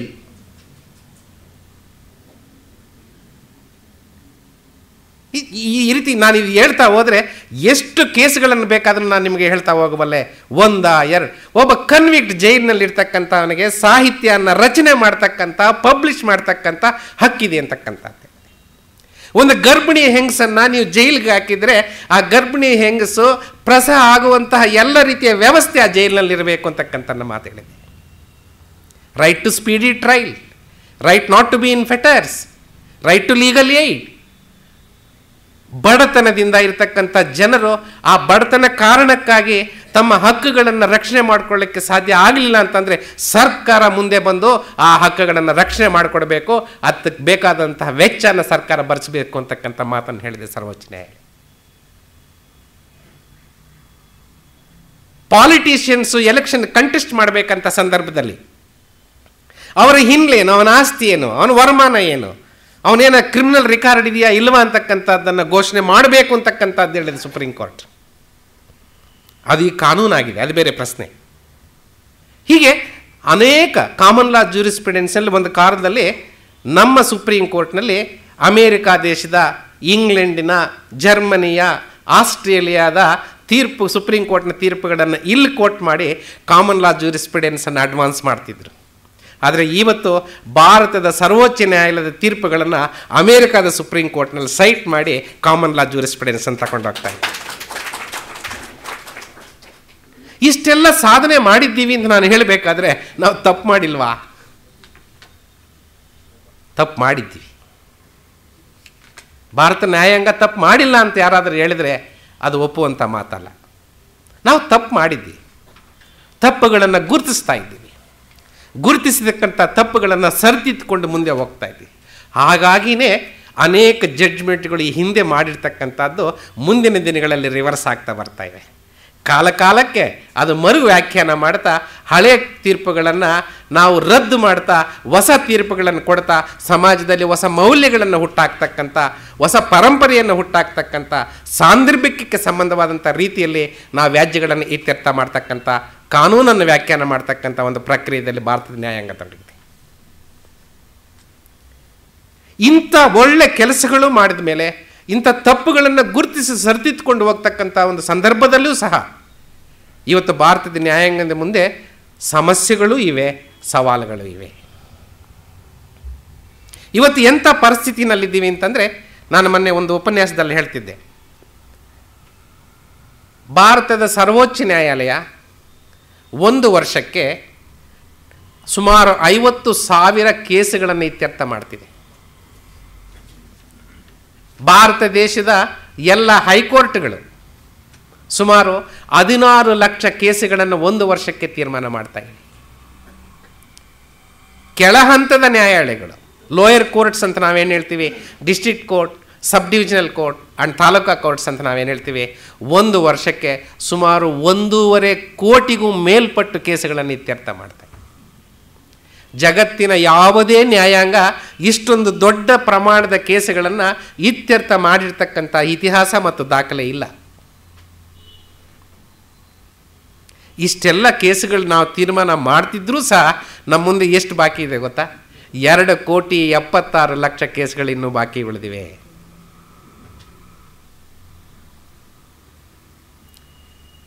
ಇದು ಒಂದು ಕಡೆ ಆದರೆ, ಶಿಕ್ಷಣ ಜಾಸ್ತಿ ಆಗ್ತಾ ಇದೆ, ಅನೇಕ ವರ್ಗಗಳಿಗೆ ಆರ್ಥಿಕವಾಗಿ ಶಕ್ತಿ ಬರ್ತಾ ಇದೆ, ಅವರು ತಮ್ಮ ಹಕ್ಕುಗಳ ರಕ್ಷಣೆಗಾಗಿ ನ್ಯಾಯಾಲಯದ ಬಾಗಿಲನ್ನು ತಟ್ತಾ ಇದ್ದಾರೆ. ಹಾಗಾಗಿ ದಿನೇ ದಿನೇ ಕೇಸುಗಳು ಜಾಸ್ತಿ ಆಗಿ ಬರ್ತಾ ಇವೆ. ಇದು ಒಂದು ಕಡೆ. ಇನ್ನೊಂದು ಕಡೆ ನೋಡಿ, ಯಾವ ವಿಷಯಗಳು ಕಾರ್ಯಾಂಗದ ಚೌಕಟ್ಟಿನಲ್ಲಿ ಇತ್ಯರ್ಥ ಆಗಬೇಕೋ, ಯಾವ ವಿಷಯಗಳು ಶಾಸಕಾಂಗದ ಚೌಕಟ್ಟಿನಲ್ಲಿ ಇತ್ಯರ್ಥ ಆಗಬೇಕೋ ಅಲ್ಲಿ ಇತ್ಯರ್ಥ ಆಗದೆ ಅವು ನ್ಯಾಯಾಂಗಕ್ಕೆ ತಳ್ಳಲ್ಪಟ್ಟಿವೆ. ಈಗ ಉದಾಹರಣೆಗೆ ಕಾವೇರಿ ಜಲ ವಿವಾದ ಎಲ್ಲಿ ಇತ್ಯರ್ಥ ಆಗಬೇಕು? 4 ರಾಜ್ಯಗಳ ರಾಜಕೀಯ ಮುಖಂಡರ, ರೈತ ಮುಖಂಡರು ಒಟ್ಟಿಗೆ ಕೂತ್ಕೊಂಡು ಎಷ್ಟು ಬರುತ್ತೆ ಮಳೆಯಿಂದ ನೀರು, ನಾವು ಎಷ್ಟು ಜನ ಇದ್ದೀವಿ, ಇರ್ತಕ್ಕಂಥದ್ದನ್ನು ಹೆಂಗೆ ಹಂಚ್ಕೋಬೇಕು, ಸಮೃದ್ಧಿಯನ್ನು ಹೆಂಗೆ ಹಂಚ್ಕೋಬೇಕು, ಬರಾನ ಹೆಂಗೆ ಹಂಚ್ಕೋಬೇಕು ಅಂತ ಇತ್ಯರ್ಥ ಮಾಡಬೇಕಾಗಿತ್ತು. ಆದರೆ ಓಟಿನ ಕಾರಣಕ್ಕಾಗಿ ಅವರು ಇತ್ಯರ್ಥ ಮಾಡದೆ ನ್ಯಾಯಾಂಗಕ್ಕೆ ತಳ್ಳಿದ್ದಾರೆ. ಒಂದು ಸಮಾಜದಲ್ಲಿ ಮೀಸಲಾತಿ ಯಾವ ವರ್ಗಕ್ಕೆ ಎಷ್ಟಿರಬೇಕು, ಮೀಸಲಾತಿ ನೀತಿ ಹೆಂಗಿರಬೇಕು ಅಂತಕ್ಕಂಥದ್ದನ್ನು ತೀರ್ಮಾನ ಮಾಡಬೇಕಾಗಿರ್ತಕ್ಕಂಥ ಜನರಿಂದ ಆಯ್ಕೆ ಆಗಿರ್ತಕ್ಕಂಥ ಜನಪ್ರತಿನಿಧಿಗಳು ಇತ್ಯರ್ಥ ಮಾಡಬೇಕಾ ಅಥವಾ ನ್ಯಾಯಾಂಗ ಮಾಡಬೇಕಾ? ನೀವು ಯೋಚನೆ ಮಾಡಿ. This is driven to the judiciary. ಒಂದು ಸಮಾಜದಲ್ಲಿ ಶಿಕ್ಷಣ ಯಾಕಿರಬೇಕು ಅಂತಕ್ಕಂಥದ್ದನ್ನು ಶಿಕ್ಷಣ ತಜ್ಞರನ್ನು ಒಳಪಡಿಸಿ ಶಾಸಕಾಂಗ ಇತ್ಯರ್ಥ ಮಾಡಬೇಕಾಗಿರ್ತಕ್ಕಂಥ ವಿಚಾರವನ್ನು ಇವತ್ತು ನ್ಯಾಯಾಂಗಕ್ಕೆ ತಳ್ಳಿದ್ದಾರೆ. ಈ ಸ್ಥಳದಲ್ಲಿ ಬಾಬ್ರಿ ಮಸೀದ್ ಕಟ್ಟಬೇಕಾ, ರಾಮ ಮಂದಿರ ಕಟ್ಟಬೇಕಾ ಅಂತಕ್ಕಂಥದ್ದನ್ನು 2 ಧರ್ಮಗಳ ಗುರುಗಳನ್ನು ಸೇರಿಸಿ ಎಲ್ಲ ರಾಜಕೀಯ ಪಕ್ಷಗಳು, ಮುಖಂಡರು, ಜನಪ್ರತಿನಿಧಿಗಳು ಕೂತು ಇತ್ಯರ್ಥ ಮಾಡಬೇಕಾಗಿರ್ತಕ್ಕಂಥ ವಿಚಾರನ ಇವತ್ತು ನ್ಯಾಯಾಂಗಕ್ಕೆ ತಳ್ಳಿದ್ದಾರೆ. This is additional burden on Indian judiciary. ಯಾಕೆ ಇತ್ಯರ್ಥ ಮಾಡಿಲ್ಲ ಅಂತಕ್ಕಂಥ ವ್ಯಾಖ್ಯಾನ ನಾನು ಕೊಡಬೇಕಾದ್ರೆ ಅದೆಲ್ಲ ನಿಮ್ಗೆ ಚೆನ್ನಾಗಿ ಅರ್ಥ ಆಗುತ್ತೆ, ಯಾಕೆ ಅವ್ರು ಮಾಡ್ತಾ ಇಲ್ಲ ಅಂತಕ್ಕಂಥದ್ದು. ಇದು ಒಂದು ಕಡೆ. ಇನ್ನೊಂದು ಕಡೆನೂ ಕಳೆದ 1,000 ವರ್ಷಗಳಲ್ಲಿ ಮಾನವ ಏನೇನು ಸಾಧನೆ ಮಾಡಲಿಕ್ಕೆ ಸಾಧ್ಯ ಆಗಲಿಲ್ವೋ ಅದಕ್ಕಿಂತ ಹೆಚ್ಚು ಸಾಧನೆಯನ್ನು ಕಳೆದ 100 ವರ್ಷಗಳಲ್ಲಿ ಮಾಡಿದ್ದಾನೆ. ಎಷ್ಟು ಸಾಧನೆ ಮಾಡಿದ್ದಾನೆ ಅಂತಂದರೆ, ಇಲ್ಲಿ ನಿಂತುಕೊಂಡು ಮೊಬೈಲ್ ಫೋನನ್ನು ಕಿವಿನಲ್ಲಿ ಇಟ್ಕೊಂಡು ಜಗತ್ತಿನ ಮೂಲೆ ಮೂಲೆಗೂ ಮಾತಾಡ್ಬೋದು. ಮನೆಯಲ್ಲಿ ಟಿ ವಿ ಮುಂದೆ ಕೂತು ಜಗತ್ತಿನ ಆಗುಹೋಗುಗಳನ್ನು ನೋಡಬಹುದು. ಗಂಟೆಗಳಲ್ಲಿ ಜಗತ್ತಿನ ಒಂದು ಮೂಲೆಯಿಂದ ಮತ್ತೊಂದು ಮೂಲೆಗೆ ಮಾನವ ಹಾರಬಲ್ಲ. ಕೈ ಹೋದರೆ ಕೈ ಹಾಕ್ತಾರೆ, ಕಾಲು ಹೋದರೆ ಕಾಲು ಹಾಕ್ತಾರೆ, ಹಾರ್ಟ್ ಹೋದರೆ ಹಾರ್ಟ್ ಹಾಕ್ತಾರೆ, ಕಣ್ಣು ಹೋದರೆ ಕಣ್ಣು ಹಾಕ್ತಾರೆ. ಹಾರ್ಟಿಗೆ ಬೇಕಾದಂಥ ಸಾಮಾನುಗಳನ್ನು ಸ್ಪೇರ್ ಪಾರ್ಟ್ಸ್ ಅಂಗಡಿ ಇಟ್ಟು ಮಾರಾಟ ಮಾಡ್ತಾ ಇದ್ದಾರೆ. ಅಷ್ಟೇ ಯಾಕೆ, ಕ್ಲಾನಿಂಗ್ ಅಂತಕ್ಕಂಥ ವಿಜ್ಞಾನದಲ್ಲಿ ನಾಗಮೋಹನ್ ದಾಸ್ ಅಂತ ಪ್ರತಿರೂಪಗಳನ್ನು ಸಾವಿರ ಸೃಷ್ಟಿ ಮಾಡಿ ಈ ಭೂಮಿಯ ಮೇಲೆ ಕುರಿಗಳು ಓಡಾಡುವಂಥ ರೀತಿಯಲ್ಲಿ ವಿಜ್ಞಾನ ಇವತ್ತು ಬಂದಿದೆ. ಈ ಎಲ್ಲ ವಿಜ್ಞಾನದ ಸಾಧನೆಯಿಂದ ಮನುಕುಲಕ್ಕೆ ಒಂದಷ್ಟು ಸಹಾಯ ಆಗಿದೆ ಅಂತಕ್ಕಂಥ ಮಾತನ್ನು ನಿಮಗೆ ಹೇಳ್ತಾನೆ. ಇಲ್ಲದಷ್ಟು ಸಮಸ್ಯೆಗಳನ್ನೂ ಎಡೆ ಮಾಡಿಕೊಟ್ಟಿದೆ ಅಂತಕ್ಕಂಥ ಸತ್ಯನ ನಾವು ಮರೆಯಂಗಿಲ್ಲ. ಆ ಸಮಸ್ಯೆಗಳನ್ನು ಇತ್ಯರ್ಥಕ್ಕೆ ಅನೇಕ ಕಾರಣಗಳಿಗಾಗಿ ಭಾರತೀಯ ಶಾಸಕಾಂಗ ಸಂಬಂಧಪಟ್ಟಂಥ ಸಮರ್ಪಕವಾದಂಥ ಕಾನೂನುಗಳು ತಂದಿಲ್ಲ. ಕಾನೂನು ಇಲ್ಲ ಅಂತೇಳಿ ಸಮಸ್ಯೆ ಬೀದಿಯಲ್ಲಿರೋಲ್ಲ, ಅದು ನ್ಯಾಯಾಂಗದ ತಕ್ಕೆಗೆ ಬಂದು ಬಿದ್ದಿದೆ. ಇವತ್ತು ಎಂಥ ಸಮಸ್ಯೆಗಳು ಭಾರತದ ನ್ಯಾಯಾಂಗ ಮುಂದೆ ಬಂದಿದೆ ಅಂದರೆ, ನಾವೆಲ್ಲ ಕೇಳಿದ್ದೀವಿ ಹುಡುಗರಾಗಿದ್ದಾಗ ಟೈಮ್ ಈಸ್ ಮನಿ ಅಂತ. ಇವತ್ತು ಕೋರ್ಟ್ನಲ್ಲಿ ಬಂದಿದೆ, whether time is property for the purpose of tax law, whether a woman can lend her womb to give birth to a baby to other person, what will be the parenthood of that child, under whose care that child is to be grown and brought up, is the question that is landed before the court. Whether a child is having the right to demand the breast milk of mother are the questions that are landed before the. ಈ ರೀತಿ ನಾನು ಹೇಳ್ತಾ ಹೋದರೆ ಒಂದಲ್ಲ 100 10 ಅಲ್ಲ, ಇವತ್ತು ಹೊಸ ಸಮಸ್ಯೆಗಳು ಇವತ್ತು ನಮ್ಮ ನ್ಯಾಯಾಂಗದ ಮುಂದೆ ಬರ್ತಾ ಇದೆ. ನಾವೆಂದೂ ಕೇಳದೇ ಇರತಕ್ಕಂಥ ಸಮಸ್ಯೆಗಳು ಇವತ್ತು ನಮ್ಮ. This is yet another additional burden on the Indian judiciary. ಇಂತಹ ಸಂದರ್ಭದಲ್ಲಿ ಒಂದು ಕಡೆ ಅರಿಯರ್ಸು, ಇನ್ನೊಂದು ಕಡೆ ಹೆಚ್ಚು ಜನ ನ್ಯಾಯಾಂಗಕ್ಕೆ ಬರ್ತಾ ಇರ್ತಕ್ಕಂಥದ್ದು, ಇನ್ನೊಂದು ಕಡೆ ಅನೇಕ ಕಾರಣಗಳಿಗಾಗಿ ಶಾಸಕಾಂಗ ಕಾರ್ಯಾಂಗ ತಮ್ಮ ಕ್ಷೇತ್ರದಲ್ಲಿ ಇತ್ಯರ್ಥ ಮಾಡದೇ ಇರತಕ್ಕಂಥ ಕೇಸ್ಗಳು ನ್ಯಾಯಾಂಗಕ್ಕೆ. ಆಧುನಿಕ ವಿಜ್ಞಾನದ ಫಲಿತಾಂಶ ಇವತ್ತಿಗೆ ಹೊಸ ಕೇಸ್ಗಳು ಇವತ್ತು ನಮ್ಮದು. ನನ್ನ ಮೊನ್ನೆ ಒಂದು ಕಾಲೇಜಿನಲ್ಲಿ ಉಪನ್ಯಾಸದಲ್ಲಿ ನಾನು ಹೇಳ್ತಿದ್ದೆ, ನಾನು ಕಾಲೇಜಿನಲ್ಲಿದ್ದಾಗ ಎನ್ವೈರ್ನ್ಮೆಂಟಲ್ ಪಲ್ಯೂಷನ್ ಅಂತ ಪದ ಮಾತ್ರ ಕೇಳಿದ್ದೆ. ಲಾಯರ್ ಆದಮೇಲೆ ಕೇಳಿದೆ ಎನ್ವೈರ್ನ್ಮೆಂಟಲ್ ಪಲ್ಯೂಷನ್ ಅಂತಂದರೆ air pollution, light pollution, sound pollution, water pollution, white pollution ಅಂತ ಇವತ್ತು ಇನ್ನೊಂದು ಕೇಳಿ. ವೈಟ್ ಪಲ್ಯೂಷನ್ ಅಂತಂದರೆ ಪ್ಲಾಸ್ಟಿಕ್ ಪಲ್ಯೂಷನ್. ನಾನು ಜಡ್ಜ್ ಆದಮೇಲೆ ಇನ್ನೂ ಒಂದು ಮುಂದಕ್ಕೆ ಹೋಗಿ ಕೇಳಿದೆ, ಏನಂತಂದರೆ ಸೌಂಡ್ ಪಲ್ಯೂಷನಲ್ಲಿ 3 ವೆರೈಟಿ ಇದೆ: industrial pollution, transport pollution, neighbourhood pollution.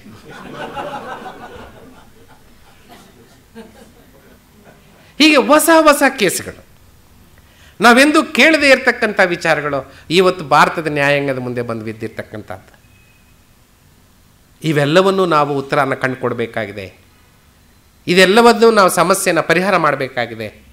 ಇಂತಹ ಪರಿಸ್ಥಿತಿಯಲ್ಲಿ ಭಾರತದ ನ್ಯಾಯಾಂಗ ಇದೆ. ಈ ಪರಿಸ್ಥಿತಿಯಲ್ಲಿ ಭಾರತದ ನ್ಯಾಯಾಂಗದಲ್ಲಿ ಸಮಸ್ಯೆಗಳೂ ಇವೆ ಮತ್ತು ಸವಾಲುಗಳು ಇವೆ. ಸಮಸ್ಯೆಗಳೆಂದರೇನು? There is shortage of man power. ಇವತ್ತು ಅಭಿವೃದ್ಧಿ ಹೊಂದಿರತಕ್ಕಂಥ ರಾಷ್ಟ್ರಗಳಲ್ಲಿ, ಡೆವಲಪ್ಡ್ ಕಂಟ್ರೀಸ್ ಅಂತ ನಾವೇಂತೀವಿ, ಅಲ್ಲಿ ಪರ್ ಮಿಲಿಯನ್ ಪಾಪ್ಯುಲೇಷನ್ 100ರಿಂದ 130 ಜನ ಜಡ್ಜಸ್ ಇದ್ದಾರೆ.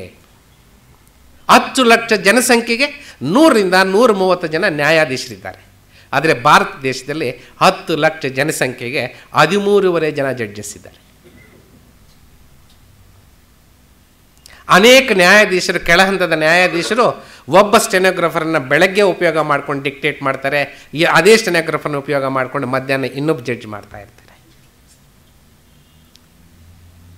ಟೇಬಲ್ಗಳಿಗೆ, ಕುರ್ಚಿಗಳಿಗೆ ಹಗ್ಗನ್ನ ಕಟ್ಟಿ ಮತ್ತು ಅದರಲ್ಲೇ ಕೂತು ಕೆಲಸ, ಅದು ಮುರಿದೋಗಿರುತ್ತೆ, ಆ ಮುರಿದೋಗಿರೋದಕ್ಕೆ ಇನ್ನೊಂದು ಹಗ್ಗನ್ನ, ಒಂದು ಥ್ರೆಡ್ಡನ್ನು ಕಟ್ಟಿ ಅಲ್ಲಿ ಕೆಲಸ ಮಾಡ್ತಾ ಇದ್ದಾರೆ.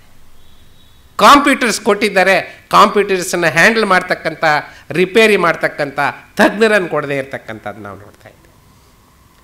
ಅನೇಕ ಕಡೆ ಬಿಲ್ಡಿಂಗಲ್ಲಿ ಕೊಲ್ಯಾಪ್ಸ್ ಆಗುವಂಥ ಪರಿಸ್ಥಿತಿನಲ್ಲಿವೆ, ಅದೇ ನಮ್ಮ ಜಡ್ಜಿಗಳು ಕೆಲಸ ಮಾಡಬೇಕಾಗಿದೆ. ಕ್ವಾರ್ಟರ್ಸ್ ಇಲ್ಲ, ಟ್ರಾನ್ಸ್ಪೋರ್ಟ್ ಇಲ್ಲ. ನಾನು ಯಂಗ್ ಅಡ್ವೊಕೇಟ್ ಆಗಿದ್ದಾಗ ಗುಂಡೂರಾವ್ ಚೀಫ್ ಮಿನಿಸ್ಟರ್ ಆಗಿದ್ದರು. ಆಗ ನಮ್ಮ ಸಿಟಿ ಸಿವಿಲ್ ಕೋರ್ಟು ಎಸ್ಟಾಬ್ಲಿಷ್ ಆಯಿತು. ನಾನು ಆ ಫಂಕ್ಷನಲ್ಲಿ ಒಬ್ಬ ಹುಡುಗ ಆಗಿ ಕೂತಿದ್ದೆ, ನಾನು ಯಂಗ್ ಲಾಯರ್ ಆಗಿ ಆಗ್ತಾನೆ ಎನ್ರೋಲ್ಮೆಂಟ್ ಆಗಿದ್ದೆ. ಆಗ ನಮ್ಮ ಜಾಯಾಂಗದಿಂದ ಅವ್ರಿಗೊಂದು ಇದು ಕೊಟ್ಟರು, ಮೆಮೊರಾಂಡಮ್ ಕೊಟ್ಟರು. ಏನು ಅಂತಂದರೆ ಸರ್ಕಾರದವರು ಒಂದು 2 ಬಸ್ಗಳು ನಮ್ಮ ನ್ಯಾಯಾಧೀಶನ ಕರ್ಕೊಂಡೋಗೋದಕ್ಕೆ ಕರ್ಕೊಂಬರೋದಕ್ಕೆ ಕೊಡಬೇಕು ಅಂತ ಅವ್ರೊಂದು ಮಾತು ಹೇಳಿದ್ರಾಗ. ಅವ್ರು ತಕ್ಷಣ ಕೊಟ್ಟರು. ಗುಂಡೂರಾವ್ ಅವ್ರಿಗೆ ಗೊತ್ತಿಲ್ಲ ಅವ್ರ ಸ್ಟೈಲು, ನೀವೆಲ್ಲ ಕೇಳಿರ್ತೀರ ನೋಡಿರ್ತೀರ. ಅವರು ಒಂಥರ ಸ್ಪಾಂಟೇನಿಯಸ್ ಮೇ. ಅವರೊಂದು ಮಾತು ಹೇಳಿದ್ರು, accused is A sitting passenger in BTS bus and magistrate is A standing passenger ಅಂತ. ಹಾಗೆ ಇಮ್ಮಿಡಿಯೇಟಾಗಿ 2 ಬಸ್ಗಳನ್ನು ಕೊಟ್ಟರು ಅವರು. ಅಲ್ಲಿಂದ ಆಚೆಗೆ ಜಡ್ಜ್ಗಳನ್ನು ಕರ್ಕೊಂಡು ಹೋಗೋದಕ್ಕೆ ಕರ್ಕೊಂಬರೋದಕ್ಕೆ ಒಂದು ಸಪ್ರೇಟ್ ಬೇಕು. ಅಲ್ಲಿವರೆಗೂ ಏನು ಅಂತಂದರೆ magistrate is A standing passenger and accused is A sitting passenger. ಈ ರೀತಿಯಲ್ಲಿ ಇವತ್ತು ನಮ್ಮ ಗ್ರಾಮಾಂತರ ಪ್ರದೇಶದಲ್ಲಿರ್ತಕ್ಕಂಥ ನ್ಯಾಯಾಲಯಗಳು ಕೆಲಸ ಮಾಡ್ತಾ ಇರ್ತಕ್ಕಂಥದ್ದನ್ನು ನಾವು ನೋಡ್ತಾ ಇದ್ದೀವಿ. ಇರಲಿ, ಈ ಸಮಸ್ಯೆಗಳನ್ನು ಇವತ್ತೆಲ್ಲ ನಾಳೆ ಅಥವಾ ಕ್ರಮೇಣ ಒಂದಾದ್ರ ಮೇಲೆ ಒಂದು ಪರಿಹಾರ ಮಾಡ್ಕೋಬೋದು ಅಂತಕ್ಕಂಥ ವಿಶ್ವಾಸ ಮತ್ತು ನಂಬಿಕೆ ನನಗಿದೆ. ಅದರ ಬಗ್ಗೆ ನಾನು ಮಾಡೋಣ. ಬಡ ರಾಷ್ಟ್ರ, ಅಭಿವೃದ್ಧಿ ಹೊಂದಿರತಕ್ಕಂಥ ರಾಷ್ಟ್ರ, ಓವರ್ ನೈಟ್ ನಮಗೆಲ್ಲ ಏರ್ ಕಂಡೀಷನ್ ಕೊಟ್ಬಿಡಿ ಅಂತ ನಾವು ಕೇಳ್ತಾ ಇಲ್ಲ. ಇರಲಿ, ಇವೆಲ್ಲ ನನಗೆ ಒಂದು ಕಾರ್ ಕೊಟ್ಟಿದ್ದೆ ನಾನು ಜಡ್ಜ್ ಆಗಿದ್ದಾಗ, ಅಂಬ್ಯಾಸಿಡರು. ಅದು 10 ಕಿಲೋಮೀಟ್ರ್ ಹೋದರೆ 11ನೇ ಕಿಲೋಮೀಟ್ರ್ನಲ್ಲಿ ಸ್ಟಾಪ್ ಆಗ್ತಿತ್ತು. ಈಗಿಲ್ಲ, ಈಗ ಒಂದು ಕಾರೆಲ್ಲ ಕಾರ್ ಕೊಟ್ಟಿದ್ದಾರೆ. ಇದುವೆ ಈಗ ಒಂದಾದ ಮೇಲೆ ಒಂದು ಇಂಪ್ರೂವ್ ಮಾಡಿಕೊಂಡು ನನಗೆ ಸಮಸ್ಯೆಗಳ ಬಗ್ಗೆ ನಾನು ನಿಮ್ಮ ಮುಂದೆ ಹೆಚ್ಚು ಪ್ರಸ್ತಾಪ ಮಾಡೋಕ್ಕೆ ಹೋಗೋದಿಲ್ಲ. ಆದರೆ ಸಮಸ್ಯೆಗಳು ಇವತ್ತೆಲ್ಲ ನಾಳೆ ಪರಿಹಾರ ಮಾಡಿಕೊಳ್ಳೋದಕ್ಕೆ ನಮಗೊಂದು ಇಚ್ಛಾಶಕ್ತಿ ಬೇಕಷ್ಟೇ. ಆ ದಿಕ್ಕಿನಲ್ಲಿ ಇವತ್ತು ಚಿಂತನೆ ನಡೀಬೇಕಾಗಿತ್ತಂತ ಅಷ್ಟು ಮಾತ್ರ ಹೇಳಿ ನಾನು ಅದರ ಬಗ್ಗೆ ಹೆಚ್ಚು ಪ್ರಸ್ತಾಪ. ಆದರೆ ದೇಶ ಸಮಸ್ಯೆಗಳನ್ನು ಸವಾಲುಗಳನ್ನು ಎದುರಿಸ್ತಾ ಇದೆ ಅಂತಕ್ಕಂಥ ನಿಮ್ಗೆ ಹೇಳಿದೆ. ಅದೇ ರೀತಿ ನ್ಯಾಯಾಂಗ ಸಮಸ್ಯೆಗಳ ಜೊತೆ ಕೂಡ ಸವಾಲುಗಳನ್ನು ಎದುರಿಸ್ತಾ ಇದೆ. ಈ ಸವಾಲುಗಳನ್ನು ತುರ್ತಾಗಿ ನಾವು ಗಮನ ಹರಿಸದೇ ಇದ್ದರೆ ಇಡೀ ನ್ಯಾಯಾಂಗ ಅಂತಕ್ಕಂಥ ಸಂಸ್ಥೆಗೆ ಧಕ್ಕೆ ಬರುತ್ತೆ. The very existence of the institution of judiciary is at stake if we do not effectively address the challenges before the judiciary. ಇವತ್ತು ಅಂತಹ ಒಂದು ಚಾಲೆಂಜಸ್ನಲ್ಲಿ ಮುಖ್ಯವಾದಂತಹ ಯಾವುದು ಅಂತಂತಂದರೆ ಇವತ್ತು delay in justice delivery system. 2, lack of legal awareness. 3, decentralisation of judicial powers. 4, legal education, judicial reforms, commercialisation of legal profession, corruption in the judiciary. ಇವನ್ನು ನಾವು ಎಫೆಕ್ಟಿವ್ ಆಗಿ ಅಡ್ರೆಸ್ ಮಾಡದೇ ಇದ್ದರೆ ಇನ್ಸ್ಟಿಟ್ಯೂಷನ್ ಮೇಲೆ ಜನ ನಂಬಿಕೆಯನ್ನು ಕಳ್ಕೊಡ್ತಾರೆ. ಇನ್ಸ್ಟಿಟ್ಯೂಷನ್ ಮೇಲೆ, ನ್ಯಾಯಾಂಗದ ಮೇಲೆ ಜನ ನಂಬಿಕೆ ಕಳ್ಕೊಂಡ್ರೆ ದೇಶದಲ್ಲಿ ಅರಾಜಕತೆ ಬರುತ್ತೆ. ಅರಾಜಕತೆ ಬಂದ ಅಲ್ಲಿ ಪ್ರಜಾಪ್ರಭುತ್ವ ಇರೋದಿಲ್ಲ, ಮತ್ತು ಯಾವುದೋ ಒಂದು ಪರ್ಯಾಯದ ಒಂದು ವ್ಯವಸ್ಥೆಯಲ್ಲಿ ಬರುತ್ತೆ. ಹಾಗಾಗಿ ಪ್ರಜಾಪ್ರಭುತ್ವದಲ್ಲಿ ನಂಬಿಕೆ ಇಟ್ಟಿರ್ತಕ್ಕಂಥ ಪ್ರತಿಯೊಬ್ಬರು ಇವತ್ತು ಚಿಂತನೆ ಮಾಡಬೇಕಾಗಿರ್ತಕ್ಕಂಥದ್ದು ಏನು ಅಂತಂದರೆ ನ್ಯಾಯಾಂಗನ ಈ ಸವಾಲುಗಳಿಂದ ವಿಮುಕ್ತಿ ಮಾಡಬೇಕಾಗಿರ್ತಕ್ಕಂಥದ್ದು. ಈಗ delay in justice delivery system ಅಂತಂತ ನಾನು ಹೇಳಿದೆ ಎಷ್ಟು ಕೇಸಸ್ ಪೆಂಡಿಂಗ್ ಇದೆ, ಎಷ್ಟು ಬರ್ತಾ ಇದೆ. ಇದನ್ನು ನಾವು ಗಮನ ಹರಿಸದೇ ಇದ್ದರೆ ಇವತ್ತು ಭಾಳ ದೊಡ್ಡ ಗಡ್ಡಾಂತರ ಇದೆ.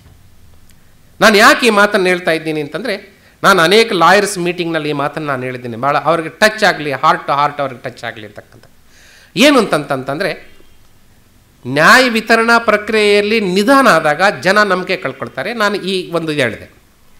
ಇನ್ನೊಂದು, ಈಗಾಗಲೇ ಒಂದು ಪ್ರಕ್ರಿಯೆ ಪ್ರಾರಂಭ ಆಗಿದೆ. ಒಂದು ಬಾಡಿಗೆದಾರನನ್ನು ಬೆಂಗಳೂರು ಸಿಟಿನಲ್ಲಿ ಖಾಲಿ ಮಾಡಿಸಿ ಸ್ವಾಧೀನ ತಗೋಬೇಕು ಅಂದರೆ 10 ರಿಂದ 15 ವರ್ಷ ಟೈಮ್ ಬೇಕಾಗುತ್ತೆ ಅಂತ ಅನ್ನೋದಾದರೆ ಯಾವ ಮಾಲೀಕ ನ್ಯಾಯಾಂಗಕ್ಕೆ ಬರಬೇಕು? ಅದಕ್ಕೋಸ್ಕರ ಅವರು ಮಾಫಿಯಾಗಳ ಹತ್ರ ಹೋಗ್ತಾ ಇದ್ದಾರೆ, ರೌಡಿ ಗ್ಯಾಂಗ್ಸ್ ಹತ್ರ ಹೋಗ್ತಾ ಇದ್ದಾರೆ. ರೌಡಿ ಗ್ಯಾಂಗ್ಸು ಇವತ್ತು ಎವಿಕ್ಷನ್ ಆರ್ಡರ್ಸ್ ಮಾಡ್ತಾ ಇದ್ದಾರೆ. ಒಂದು 5,000 ರೂಪಾಯಿ ಪ್ರೋ ನೋಟ್ನಲ್ಲಿ ಹಣ ರಿಕವರಿ ಮಾಡ್ಕೋಬೇಕು ಅಂತ ಅನ್ನೋದಾದರೆ 5,000 ರೂಪಾಯಿ ಫೀಸ್ ಕೊಟ್ಟು 50 ವರ್ಷ ಕೋರ್ಟಿಗೆ ಅಲಿಬೇಕು ಅಂತ ಅನ್ನೋದಾದ್ರೆ ಯಾವ ಕಕ್ಷಿಗಾರ ಬರಬೇಕು? ಯಾಕೆ ಬರಬೇಕು? ಹಾಗಾಗಿ ಅವರು ಮಾಫಿಯಾಗಳ ಹತ್ರ ಹೋಗ್ತಾ ಇದ್ದಾರೆ. ಪೊಲೀಸ್ ಸ್ಟೇಷನ್ನಲ್ಲಿ ಇಂಜಂಕ್ಷನ್ ಆರ್ಡರ್ಸ್ ಕೊಡ್ತಾ ಇದ್ದಾರೆ. ಮ್ಯಾಟ್ರಿಮೋನಿಯಲ್ ಕೇಸಸ್ ಅಲ್ಲಿ ಸೆಟಲ್ ಮಾಡ್ತಾ ಇದ್ದಾರೆ. ಎನ್ಕ್ರೋಚ್ಮೆಂಟ್ ಕೇಸಸ್ ಅಲ್ಲಿ ಸೆಟಲ್ ಆಗ್ತಾ ಇವೆ. Extra legal forces are acting. ಈ ಪರಿಸ್ಥಿತಿಯನ್ನು ನಾವು ಹಿಂಗೆ ಮುಂದುವರಿಸೋದಾದರೆ ದೇಶದ ನ್ಯಾಯಾಂಗದ ಪರಿಸ್ಥಿತಿ ಏನಾಗಬೇಕು? ಹಾಗಾಗಿ ನಾವು ಭಾಳ ಮುಖ್ಯವಾಗಿ ಗಮನಿಸಬೇಕು. ಇದು ಕೇವಲ ಸ್ಪೀಡಾಗಿ ಡಿಸ್ಪೋಸಲ್ ಮಾಡ್ತಕ್ಕಂಥ ವಿಚಾರ ಮಾತ್ರ ಅಲ್ಲ. ಸ್ಪೀಡಾಗಿ ಯಾಕೆ ಡಿಸ್ಪೋಸಲ್ ಮಾಡಬೇಕು ಅಂತಂದರೆ ಇಲ್ಲಿ ಪ್ರಜಾಪ್ರಭುತ್ವವನ್ನು ಉಳಿಸೋಕೆ ಮಾಡಬೇಕಾಗಿದೆ, ರೂಲ್ ಆಫ್ ಲಾನ ಎಸ್ಟಾಬ್ಲಿಷ್ ಮಾಡೋಕ್ಕೆ ಬೀಳಬೇಕಾಗಿದೆ, ಮಾಫಿಯಾಗಳನ್ನು ಮಟ್ಟ ಹಾಕೋದಕ್ಕೆ ಸ್ಪೀಡಾಗಿ ಡಿಸ್ಪೋಸಲ್ ಬೇಕಾಗಿದೆ, ಎಕ್ಸ್ಟ್ರಾ ಲೀಗಲ್ ಫೋರ್ಸಸ್ಸನ್ನು ಹಿಮ್ಮೆಟ್ಟಿಸೋದಕ್ಕಾಗಿ ಇವತ್ತು ಸ್ಪೀಡಿ ಡಿಸ್ಪೋಸಲ್ ಬೇಕಾಗಿದೆ. ಇದರಿಂದ ಲಾ ಎನ್ಫೋರ್ಸಿಂಗ್ ಏಜೆನ್ಸೀಸ್ ಕರಪ್ಟ್ ಆಗ್ತಾರೆ. ಇದು ಭಾಳ ಗಂಭೀರವಾಗಿ ನಾವು ಯೋಚನೆ ಮಾಡಬೇಕಾಗಿರ್ತಕ್ಕಂಥ. ಹಾಗಾಗಿ ಭಾಳ ಮುಖ್ಯವಾಗಿ ಸರ್ಕಾರ ಗಮನ ಹರಿಸಬೇಕು. ಹೆಚ್ಚು ಹೆಚ್ಚು ಈ ಬರೀ ಸರ್ಕಾರ ಅಲ್ಲ, ನ್ಯಾಯಾಧೀಶರು, ನ್ಯಾಯವಾದಿಗಳು, ಸರ್ಕಾರ, ಒಟ್ಟು ಜನನೇ ಇದರ ಬಗ್ಗೆ ಚಿಂತನೆ ಮಾಡಬೇಕಾಗಿದೆ, ಡಿಬೇಟ್ ಮಾಡಬೇಕಾಗಿದೆ. ಈ ದಿಕ್ಕಿನಲ್ಲಿ ನಾವು ಕಾರ್ಯನ ಮಾಡಬೇಕು. ನಿಮಗೆ ಒಂದು ಉದಾಹರಣೆ ಎಕ್ಸಾಂಪಲ್ ಕೊಟ್ಟು, ನಾನು ಮೊನ್ನೆ ಯಾವುದೋ ಒಂದು ರಿಸರ್ಚ್ ಮಾಡ್ತಾ ನನಗೊಂದು ಸಿಕ್ತು. ಸರ್ಕಾರ ಒಂದು ಕಾನೂನು ತಂದಾಗ ಆ ಕಾನೂನಿನ ಪರಿಣಾಮ ಏನು ಅಂತಕ್ಕಂಥದ್ದು ಯೋಚನೆ ಮಾಡಬೇಕು. ಏನು ಪರಿಣಾಮ? 1974ರಲ್ಲಿ ಭೂ ಸುಧಾರಣೆ ಕಾಯ್ದೆಗೆ ಕರ್ನಾಟಕದ ಸರ್ಕಾರ ಒಂದು ಅಮೆಂಡ್ಮೆಂಟ್ ತಂತು, ಲ್ಯಾಂಡ್ ರಿಫಾರ್ಮ್ಸ್ ಆ್ಯಕ್ಟ್ಗೆ. Tiller is the tenant is the owner of tiller is the owner of land ಅಂತಕ್ಕಂಥ. ಭೂಮಿ ಗುತ್ತಿಗೆದಾರ ಮಾಲೀಕನಾಗ್ತಾನೆ, ಉಳುವವನೇ ಮಾಲೀಕ ಅಂತಕ್ಕಂಥ ಕಾಯ್ದೆಯನ್ನು ತಂದೆ. ಆಯಿತು, ನಾನು ಆ ಕಾಯ್ದೆ ಬಗ್ಗೆ ವಿಮರ್ಶೆ ಮಾಡೋಕ್ಕೆ ಹೋಗ್ತಾ ಇಲ್ಲ. ಆದರೆ ಆ ಕಾಯ್ದೆ ತಂದಿದ್ದರ ಪರಿಣಾಮವಾಗಿ ಕರ್ನಾಟಕ ಹೈಕೋರ್ಟ್ನಲ್ಲಿ ಲಕ್ಷಗಟ್ಟಲೆ ಕೇಸ್ ಜಾಸ್ತಿ ಆಯಿತು. ಈ ಹೆಚ್ಚು ಕೇಸಸನ್ನು ಇತ್ಯರ್ಥ ಮಾಡೋದಕ್ಕೆ ಸರ್ಕಾರ ಹೆಚ್ಚು ಜಡ್ಜಿಗಳನ್ನು ನೇಮಕ ಮಾಡ್ತಾ, ಹೆಚ್ಚು ಕೋರ್ಟ್ ಹಾಲ್ಗಳನ್ನು ಎಸ್ಟಾಬ್ಲಿಷ್ ಮಾಡ್ತಾ, ಹೆಚ್ಚು ಬಡ್ಜೆಟ್ ಅಲೋಕೇಶನ್ ಮಾಡ್ತಾ, ಹೆಚ್ಚು ಇನ್ಫ್ರಾಸ್ಟ್ರಕ್ಚರ್ ಕೊಡ್ತಾ 84ರಲ್ಲಿ ಭಾರತ ಸರ್ಕಾರ ನೆಗೋಷಿಯಬಲ್ ಇನ್ಸ್ಟ್ರೂಮೆಂಟ್ ಆ್ಯಕ್ಟ್ಗೆ ಒಂದು ತಿದ್ದುಪಡಿ ತಂತು. ಏನಂತಂದರೆ, ಚೆಕ್ ಡಿಸೈನರ್ ಆದರೆ ನೀವು ಸಿವಿಲ್ ಕೋರ್ಟ್ಗೆ ಹೋಗಬೇಕಾಗಿಲ್ಲ, ನೀವು ಕ್ರಿಮಿನಲ್ ಪಿಟಿಷನ್ ಹಾಕಿ ಕ್ರಿಮಿನಲ್ ಕೋರ್ಟ್ನಲ್ಲಿ ಮೊಕದ್ದಮೆಯನ್ನು ನಡೆಸ್ಬೋದು. ಇದರ ಪರಿಣಾಮ 84ರಿಂದ ಇಲ್ಲಿಯವರೆಗೆ ಮೊನ್ನೆ ಒಂದು ಸ್ಟ್ಯಾಟಿಸ್ಟಿಕ್ಸ್ ಮಾಡ್ತಾ ಇದೆ, 30 ಲಕ್ಷ ಕೇಸುಗಳು ಭಾರತದ ನ್ಯಾಯಾಂಗದ ಮೇಲೆ ಅಡಿಷನಲ್ ಬರ್ಡನ್ ಇದೆ. 30 ಲಕ್ಷ ಕೇಸುಗಳನ್ನು ಇತ್ಯರ್ಥ ಮಾಡೋದಕ್ಕೆ additional judges, additional staff, additional court halls, additional infrastructure, additional funds, government care ಮಾಡಿಲ್ಲ ಇದ್ರ ಬಗ್ಗೆ. ಹೀಗಾಗಿ ಇವತ್ತಿನ ದಿವಸ ನ್ಯಾಯಾಧೀಶರು, ನ್ಯಾಯವಾದಿಗಳು ಎಷ್ಟು ಕೆಲಸ ಮಾಡ್ತಾ ಇದ್ದಾರೆ ಅಂತ ನಿಮ್ಮ ಗಮನಕ್ಕೆ ನಾನು ತಂದಿದ್ದೀನಿ. ಯಾವ್ಯಾವ ಸೋರ್ಸ್ನಿಂದ ಇವತ್ತು ನ್ಯಾಯಾಂಗಕ್ಕೆ ಲಿಟಿಗೇಷನ್ ಬರ್ತಾ ಇದೆ ಅಂತಕ್ಕಂಥ ತಂದಿದ್ದೀನಿ. ನಮಗಿರ್ತಕ್ಕಂಥ ಕಷ್ಟವಾದಂಥ ಪರಿಸ್ಥಿತಿನ ನಮ್ಮ ಮುಂದೆ ಇಟ್ಟಿದ್ದೀನಿ. ಈ ಹಿನ್ನೆಲೆಯಲ್ಲಿ ನಾವು ಯೋಚನೆ ಮಾಡಬೇಕಾಗಿದ್ದು, ಡಿಲೇ ಇನ್ ಜಸ್ಟಿಸ್ ಡೆಲಿವರಿ ಸಿಸ್ಟಮ್ಗೆ ಯಾರು ಕಾರಣ ಅಂತ ನೀವು ಯೋಚನೆ ಮಾಡಿ. ಅನೇಕ ಪತ್ರಿಕೆಗಳಲ್ಲಿ ಈ ಸತ್ಯ ಬರ್ತಾ ಇಲ್ಲ. Judges are responsible for delay in justice, judges are responsible for, lawyers are responsible for delay in justice ಅಂತಕ್ಕಂಥ ಮಾತು. ಅದು ಕೇವಲ ಒಂದು ಸಣ್ಣ ಪ್ರಮಾಣದ್ದು ಅಂತ ನಾನು ಹೇಳಬಲ್ಲೆ, ನಾನು ಇಲ್ಲ ಅಂತ ನಾನು ಹೇಳ್ತಾ ಇಲ್ಲ. I am not for a moment saying that all judges are active and all judges are performing their best. No, there are certain judges who are not doing the expected job. There are also certain section of the lawyers who are not cooperating for speedy disposal of the cases, but they alone are not the responsible persons. ಇಲ್ಲಿ ನಾವು ಗಮನಿಸಬೇಕಾಗಿದೆ, ಇದು ಒಂದು. ಹಾಗಾಗಿ ಇದು ಬಹಳ ದೊಡ್ಡದಾಗಿ ನಾವು police ಸ್ಟೇಷನ್ಗೆ ಹೋಗೋದನ್ನು ಕಮ್ಮಿ ಮಾಡಬೇಕಾಗಿದೆ, ಮಾಫಿಯಾಗಳ ಹತ್ರ ಹೋಗೋದನ್ನು ಕಮ್ಮಿ ಮಾಡಬೇಕಾಗಿದೆ, ರೌಡಿ ಗ್ಯಾಂಗ್ಸನ್ನು ಕಮ್ಮಿ ಮಾಡಬೇಕಾಗಿದೆ, ಡೆಮೋಕ್ರಟಿನ ಸೇವ್ ಮಾಡಬೇಕಾಗಿದೆ, ಇಲ್ಲಿ ಲೀಗಲ್ ರೂಲ್ ಆಫ್ ಲಾನ್ ಎಸ್ಟಾಬ್ಲಿಷ್ ಮಾಡಬೇಕಾಗಿದೆ. ಆ ಕಾರಣಕ್ಕೆ speedy disposal of cases is necessary. ಎರಡನೇದು ಲೀಗಲ್ ಅವೇರ್ನೆಸ್. ಲೀಗಲ್ ಅವೇರ್ನೆಸ್ ಅಂದ್ರೆ ಏನು? ಲೀಗಲ್ ಅವೇರ್ನೆಸ್ ಅಂತಂದರೆ ಕಾನೂನಿನ ಅರಿವು. ಇವತ್ತು ನಾನು ಹೇಳಿದೆ ಇಷ್ಟು ಕೇಸುಗಳು ಇತ್ಯರ್ಥ ಮಾಡ್ತಾ ಇದ್ದೀವಿ, ಇಷ್ಟು ಕೇಸುಗಳು ಪೆಂಡಿಂಗ್ ಇದೆ ಅಂತ. ಆದರೆ ಇನ್ನೊಂದು ಕಡೆ ನೋಡಿ, ಇವತ್ತು ನಾವು ಜನಸಂಖ್ಯೆ ಎಷ್ಟು ಗೊತ್ತಾ? 115 ಕೋಟಿ ಜನಸಂಖ್ಯೆ. 115 ಕೋಟಿ ಜನಸಂಖ್ಯೆಯಲ್ಲಿ 2,76,00,000 ಕೇಸಸ್ ಪೆಂಡಿಂಗ್. ಇದರಲ್ಲಿ ನ್ಯಾಷನಲ್ ಆವರೇಜ್ನಲ್ಲಿ 50% ಕೇಸಸ್ನಲ್ಲಿ ಸ್ಟೇಟ್ ಈಸ್ ಎ ಪಾರ್ಟಿ. ಸರ್ಕಾರ ಒಂದು ಕಕ್ಷಿಗಾರ. ಬಹಳ ದೊಡ್ಡ ಕಕ್ಷಿಗಾರ ಯಾರು ಅಂತಂದರೆ ನ್ಯಾಯಾಂಗದ ಮುಂದೆ ಸರ್ಕಾರ. ಇನ್ನೊಂದು ಸ್ಟ್ಯಾಟಿಸ್ಟಿಕ್ಸ್ನಲ್ಲಿ ಹೇಳುತ್ತೆ ನಿಯರ್ಲಿ 55% ಕೇಸಸ್ನಲ್ಲಿ ಕರ್ನಾಟಕದಲ್ಲಿ ಸರ್ಕಾರ ಪಾರ್ಟಿ ಅಂತಕ್ಕ. ನ್ಯಾಷನಲ್ ಆವರೇಜ್ 50 ಆದರೆ ಕರ್ನಾಟಕ ಸರ್ಕಾರ ಇನ್ನೊಂದು 5% ಜಾಸ್ತಿ. ಇದು ಒಂದು ಕಡೆ. ಇಷ್ಟೊಂದು ದೊಡ್ಡ ಕೇಸಸ್ಸನ್ನು ಒಂದು ಕಡೆ, ನಮ್ಮ ಪಾಪ್ಯುಲೇಷನ್ ಒಂದು ಕಡೆ ನೋಡಿದ್ರೆ less than 2% of Indian population are knocking at the doors of Indian judiciary. 98% of our population are not coming to the courts. Is it because of the reason that they don't have the problems? Is it because of the reason that their rights are protected? Is it because of the reason that they have real justice? No. Then why they are not coming? They are not coming because vast sections of our society are not aware of legal rights. ನಿಜ, 70% ನಮ್ಮಲ್ಲಿ literates ಇದ್ದಾರೆ, ಅದರಲ್ಲಿ 90% legally illiterates. 70% are literates, I agree, but all literates are not legally literate. In this 70%, 90% are legally illiterates. ಹಾಗಾಗಿ ಬಹಳ ದೊಡ್ಡ ಕೆಲಸ ಏನು ಅಂತಂತಂದರೆ, it is not the thing. ಏನು, ಒಂದು ಕಾನೂನನ್ನು ಮಾಡೋದು ಮುಖ್ಯ ಅಲ್ಲ, ಆ ಕಾನೂನು ಜನರಿಗೆ ತಲುಪಿದೆಯಾ ಇಲ್ವಾ ಅಂತಕ್ಕಂಥದ್ದು ಬಹಳ ಮುಖ್ಯ.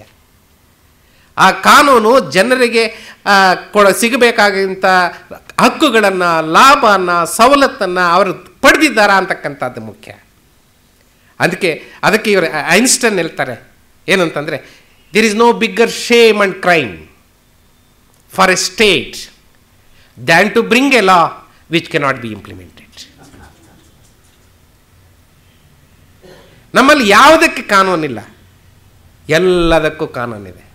ಆದರೆ ಕಾನೂನಲ್ಲಿ ಇರ್ತಕ್ಕಂಥ ಹಕ್ಕುಗಳು ಆ ಸಾಧಾರಣ ಜನರಿಗೆ ಲಭ್ಯ ಆಗಿದೆಯಾ? ನೋ. ಯಾಕದು ಲಭ್ಯ ಆಗಿಲ್ಲ? ಅವರಿಗೆ ಆ ಅರಿವಿಲ್ಲ. ಅದಕ್ಕೆ ವಿಶ್ವೇಶ್ವರಯ್ಯ ಹೇಳ್ತಾರೆ ಒಂದು ಕಡೆ, ಡಾಕ್ಟರ್ ಸರ್ ಎಂ ವಿಶ್ವೇಶ್ವರಯ್ಯರು ಒಂದು ಕಡೆ ಹೇಳ್ತಾರೆ ಏನಂತಂದರೆ, Indians are poor because they don't know that they are poor. The moment they came to know that they are poor, then they will find out the reasons for it, they will find out remedies for it. ಬಹಳ ದೊಡ್ಡ ಜನಸಮುದಾಯವನ್ನು ನಾವು ಹಕ್ಕುಗಳ ಅರಿವಿಲ್ಲದೆ ಇಟ್ಟು ಕಾನೂನುಗಳು ಮಾಡಿ ಆ ಕಾನೂನುಗಳ ಲಾಭ ಆ ಜನಕ್ಕೆ ಸಿಕ್ಕದೆ ಇದ್ದರೆ ಏನು ಪ್ರಯೋಜನ? ಹಾಗಾಗಿ ಬಹಳ ತುರ್ತಾಗಿ ನಡೀಬೇಕಾಗಿರ್ತಕ್ಕಂಥ ಕೆಲಸ ಏನಂತಂದರೆ, ಈ ದೇಶದಲ್ಲಿರ್ತಕ್ಕಂಥ ಜನಸಾಮಾನ್ಯರಿಗೆ ಕಾನೂನಿನ ಅರಿವನ್ನು ಕೊಡ್ತಕ್ಕಂಥ. ತಮಾಷೆಗೆ ನಾನು ನಮ್ಮ ಬಾರ್ ಅಸೋಸಿಯೇಷನಲ್ಲಿ ಒಂದು ಮೀಟಿಂಗ್ನಲ್ಲಿ ನಾನು ಹೇಳ್ತಾ ಇದ್ದೆ ಏನಂತಂತಂದರೆ, ಈ ಲಾಯರ್ಗಳು ಇದನ್ನು ಟೇಕಪ್ ಮಾಡಬೇಕು ಅಂತಕ್ಕೆ ಅದಕ್ಕೊಂದು ಎಕ್ಸಾಂಪಲ್ ಕೊಡ್ತಿದ್ದೆ. ನಾನು ಸಂಡೇ ಲಾಲ್ ಬಾಗ್ ವಾಕಿಂಗ್ ಹೋಗ್ತೀನಿ.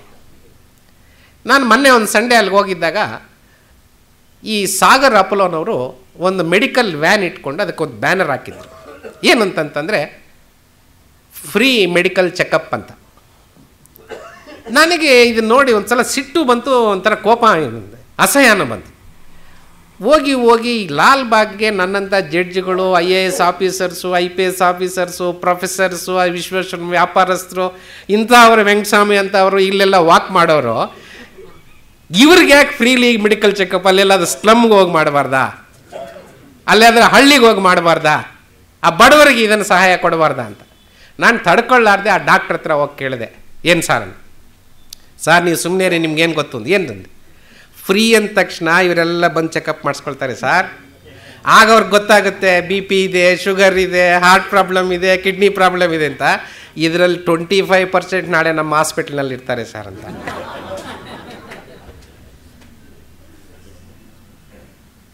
ಹಾಗಾಗಿ ನಾನು ನಮ್ಮ ಲಾಯರ್ ಫ್ರೆಂಡ್ಸ್ಗೆ ಹೇಳ್ತಿದ್ದೆ, it is first beneficiary is the lawyers if people get legal awareness. Therefore lawyers must take it as A challenge and they have to enter the field and take it as a moment to create awareness among the people. ಇನ್ನೊಂದು ಪ್ರಶ್ನೆ ಇಲ್ಲಿ, ಇನ್ನೊಂದು ಸವಾಲು ಏನು ಅಂತಂತಂದರೆ, there is a gap between law and justice. ನಾನು ಆಗಲೇ ಹೇಳಿದೆ, ಎಲ್ಲ ಸಮಸ್ಯೆಗಳಿಗೂ ಕಾನೂನು ಇಲ್ಲ ಅಂತಕ್ಕಂಥದ್ದನ್ನು. ಯಾವುದೋ ಕಾಲದಲ್ಲಿ ಮಾಡಿರ್ತಕ್ಕಂಥ ಕಾನೂನು ಇವತ್ತಿನ ಸಮಸ್ಯೆಗೆ ಸೂಟ್ ಆಗೋದಿಲ್ಲ.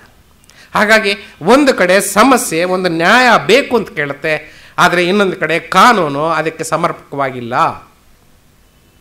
ದಸ್ there is a gap between law and justice. ಹೀಗಿದ್ದಾಗ ಈ ಕೆಲಸನ ನಾವು ಮಾಡಬೇಕು. ಕಾನೂನು ಇಲ್ಲ ಅಂತೇಳಿ ನಾನು ಕೇಸನ್ನು ಡಿಸ್ಮಿಸ್ ಮಾಡಿ ಹೋಗ ಕಾನೂನಿಲ್ಲ ನಾನೇನು ಮಾಡೋಕ್ಕಾಗಲ್ಲ ಅಂತ ಹೇಳೋಕ್ಕಾಗಲ್ಲ. I must find out a solution. I can't wait till the law makers to make the law. ಹಂಗಾದ್ರೆ ನಾನೇನು ಮಾಡಬೇಕು? I have lawyers and judges have to interpret the law in such a way to fill the gap.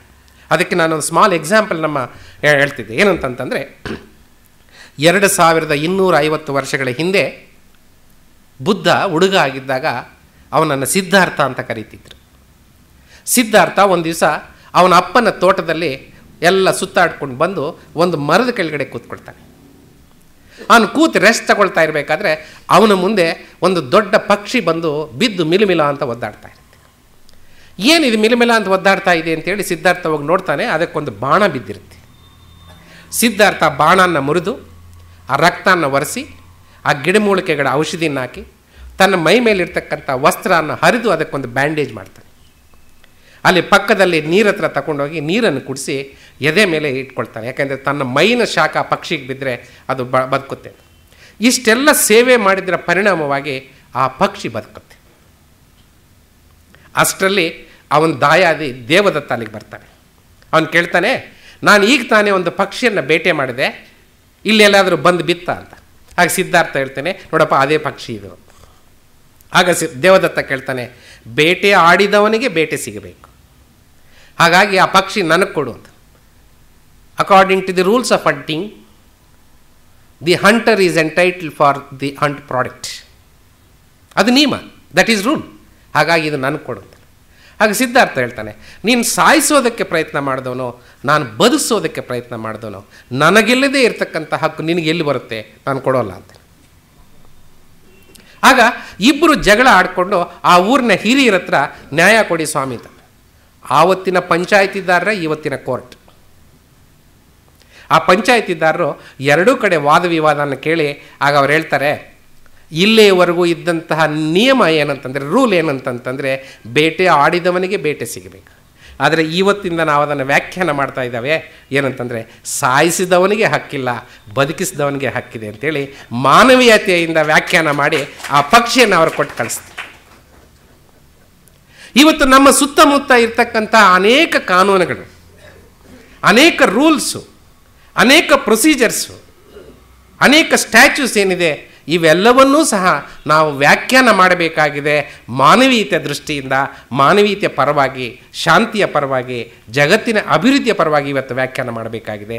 ಆ ದಿಕ್ಕಿನಲ್ಲಿ there is a gap between law and justice ಅಂತೇಳಿ ಕೇಸನ್ನು ತಳ್ಳಾಕುವಂಥದ್ದೆಲ್ಲ ಪರಿಹಾರನ ಸೂಚಿಸ್ತಕ್ಕಂಥದ್ದು. ಇದನ್ನು ಭಾಳ ದೊಡ್ಡ ಸವಾಲಾಗಿ ಇವತ್ತು ನಾವು ತಗೊಂಡು, ಯಾಕೆಂದರೆ ಇವತ್ತು ಮಾಡಿದಂತಹ ಒಂದು ಕಂಪ್ಯೂಟರು ನಾಳೆ ಔಟ್ಡೇಟೆಡ್, ಇವತ್ತು ಮಾಡಿದಂತಹ ಕಾನೂನು ನಾಳೆ ಔಟ್ಡೇಟ್ ಆಗ್ತಾ ಇದೆ. ಇಂತಹ ಒಂದು ಸಂದರ್ಭದಲ್ಲಿ ಭಾರತದ ನ್ಯಾಯಾಂಗ ಇದನ್ನು ಬಹಳ ದೊಡ್ಡ ಗಂಭೀರವಾಗಿ ಸವಾಲಾಗಿ ಸ್ವೀಕರಿಸಿ ಇದಕ್ಕೆ ಪರಿಹಾರವನ್ನು ಸೂಚಿಸಬೇಕಾಗಿದೆ. ಅಧಿಕಾರ ಇವತ್ತು ಎಲ್ಲ ಕಡೆ ಮತ್ತೊಂದು ಸವಾಲು ಏನಂತಂದರೆ ಡಿಸೆಂಟ್ರಲೈಸೇಷನ್ ಆಫ್ ಜುಡಿಷಿಯಲ್ ಪವರ್ಸ್. ಎಲ್ಲ ಕಡೆ ಇವತ್ತು ನಾವು ಕೇಳ್ತಾ ಇರ್ತಕ್ಕಂಥದ್ದೇನು, ಅಧಿಕಾರದ ಭಾರತದ ಸಂವಿಧಾನದ one of the basic features ಅಂತ ಸರ್ವೋಚ್ಚ ನ್ಯಾಯಾಲಯ ಇರತಕ್ಕಂಥದ್ದು decentralisation of powers. When it says the decentralisation of powers, it is not just confined to the political power or executive power, it includes the judicial power also. ಈ ದೇಶಕ್ಕೆ ಒಂದು supreme court ಇದೆ, ಒಂದು ರಾಜ್ಯಕ್ಕೆ ಒಂದು ಹೈಕೋರ್ಟ್ ಇದೆ. ಆದರೆ ಸರ್ಕಾರ ದಿನನಿತ್ಯ ಅನೇಕ ಸಾರ್ವಜನಿಕ ಚಟುವಟಿಕೆಗಳಲ್ಲಿ ತೊಡಗಿದೆ. It is not only administering, not only legislating, it is also indulged and involved in varieties of. ಇವತ್ತು ಟ್ರಾನ್ಸ್ಪೋರ್ಟ್ನಲ್ಲಿ ಸರ್ಕಾರ ಇದೆ, ವಾಟರ್ ಸಪ್ಲೈನಲ್ಲಿ ಸರ್ಕಾರ ಇದೆ, ಗ್ಯಾಸ್ ಸಪ್ಲೈನಲ್ಲಿ ಸರ್ಕಾರ ಇದೆ, ಸೋಪ್ ಮ್ಯಾನುಫ್ಯಾಕ್ಚರ್ನಲ್ಲಿ ಸರ್ಕಾರ ಇದೆ, ಸಾಲ್ಟ್ ಮ್ಯಾನುಫ್ಯಾಕ್ಚರ್ನಲ್ಲಿ ಸರ್ಕಾರ ಇದೆ, ಹೌಸಿಂಗ್ನಲ್ಲಿ ಸರ್ಕಾರ ಇದೆ, ಹಾಲ್ ಸಪ್ಲೈನಲ್ಲಿ ಸರ್ಕಾರ ಇದೆ. What the area that they have not entered. ಇದು ಸಂತೋಷ. ಆದರೆ ಈ ಸರ್ಕಾರ ಹೆಚ್ಚು ಹೆಚ್ಚು ಈ ರೀತಿ ಚಟುವಟಿಕೆಯಲ್ಲಿ ತೊಡೆದಾಗ ಹೆಚ್ಚು ಹೆಚ್ಚು ಜನರು ಅದರ ಬಗ್ಗೆ ಸಂಪರ್ಕನೂ ಇಟ್ಕೊಂಡಾಗ, ಹಾಗಾಗಿ ಸರ್ಕಾರ ಮತ್ತು ವ್ಯಕ್ತಿಯ ನಡುವೆ ಆಗ್ತಕ್ಕಂಥ ವ್ಯಾಜ್ಯಗಳನ್ನು ನಾವು ಹೈಯರ್ ಕೋರ್ಟ್ಸ್ನಲ್ಲೇ ಪರಿಹಾರ ಮಾಡ್ಕೋಬೇಕಾಗತ್ತೆ. ಆದರೆ how many of us are capable of going to Delhi and how many of us are capable of going to Karnataka high court? And is it practicable that to give one Supreme Court bench to all this, to each and every state?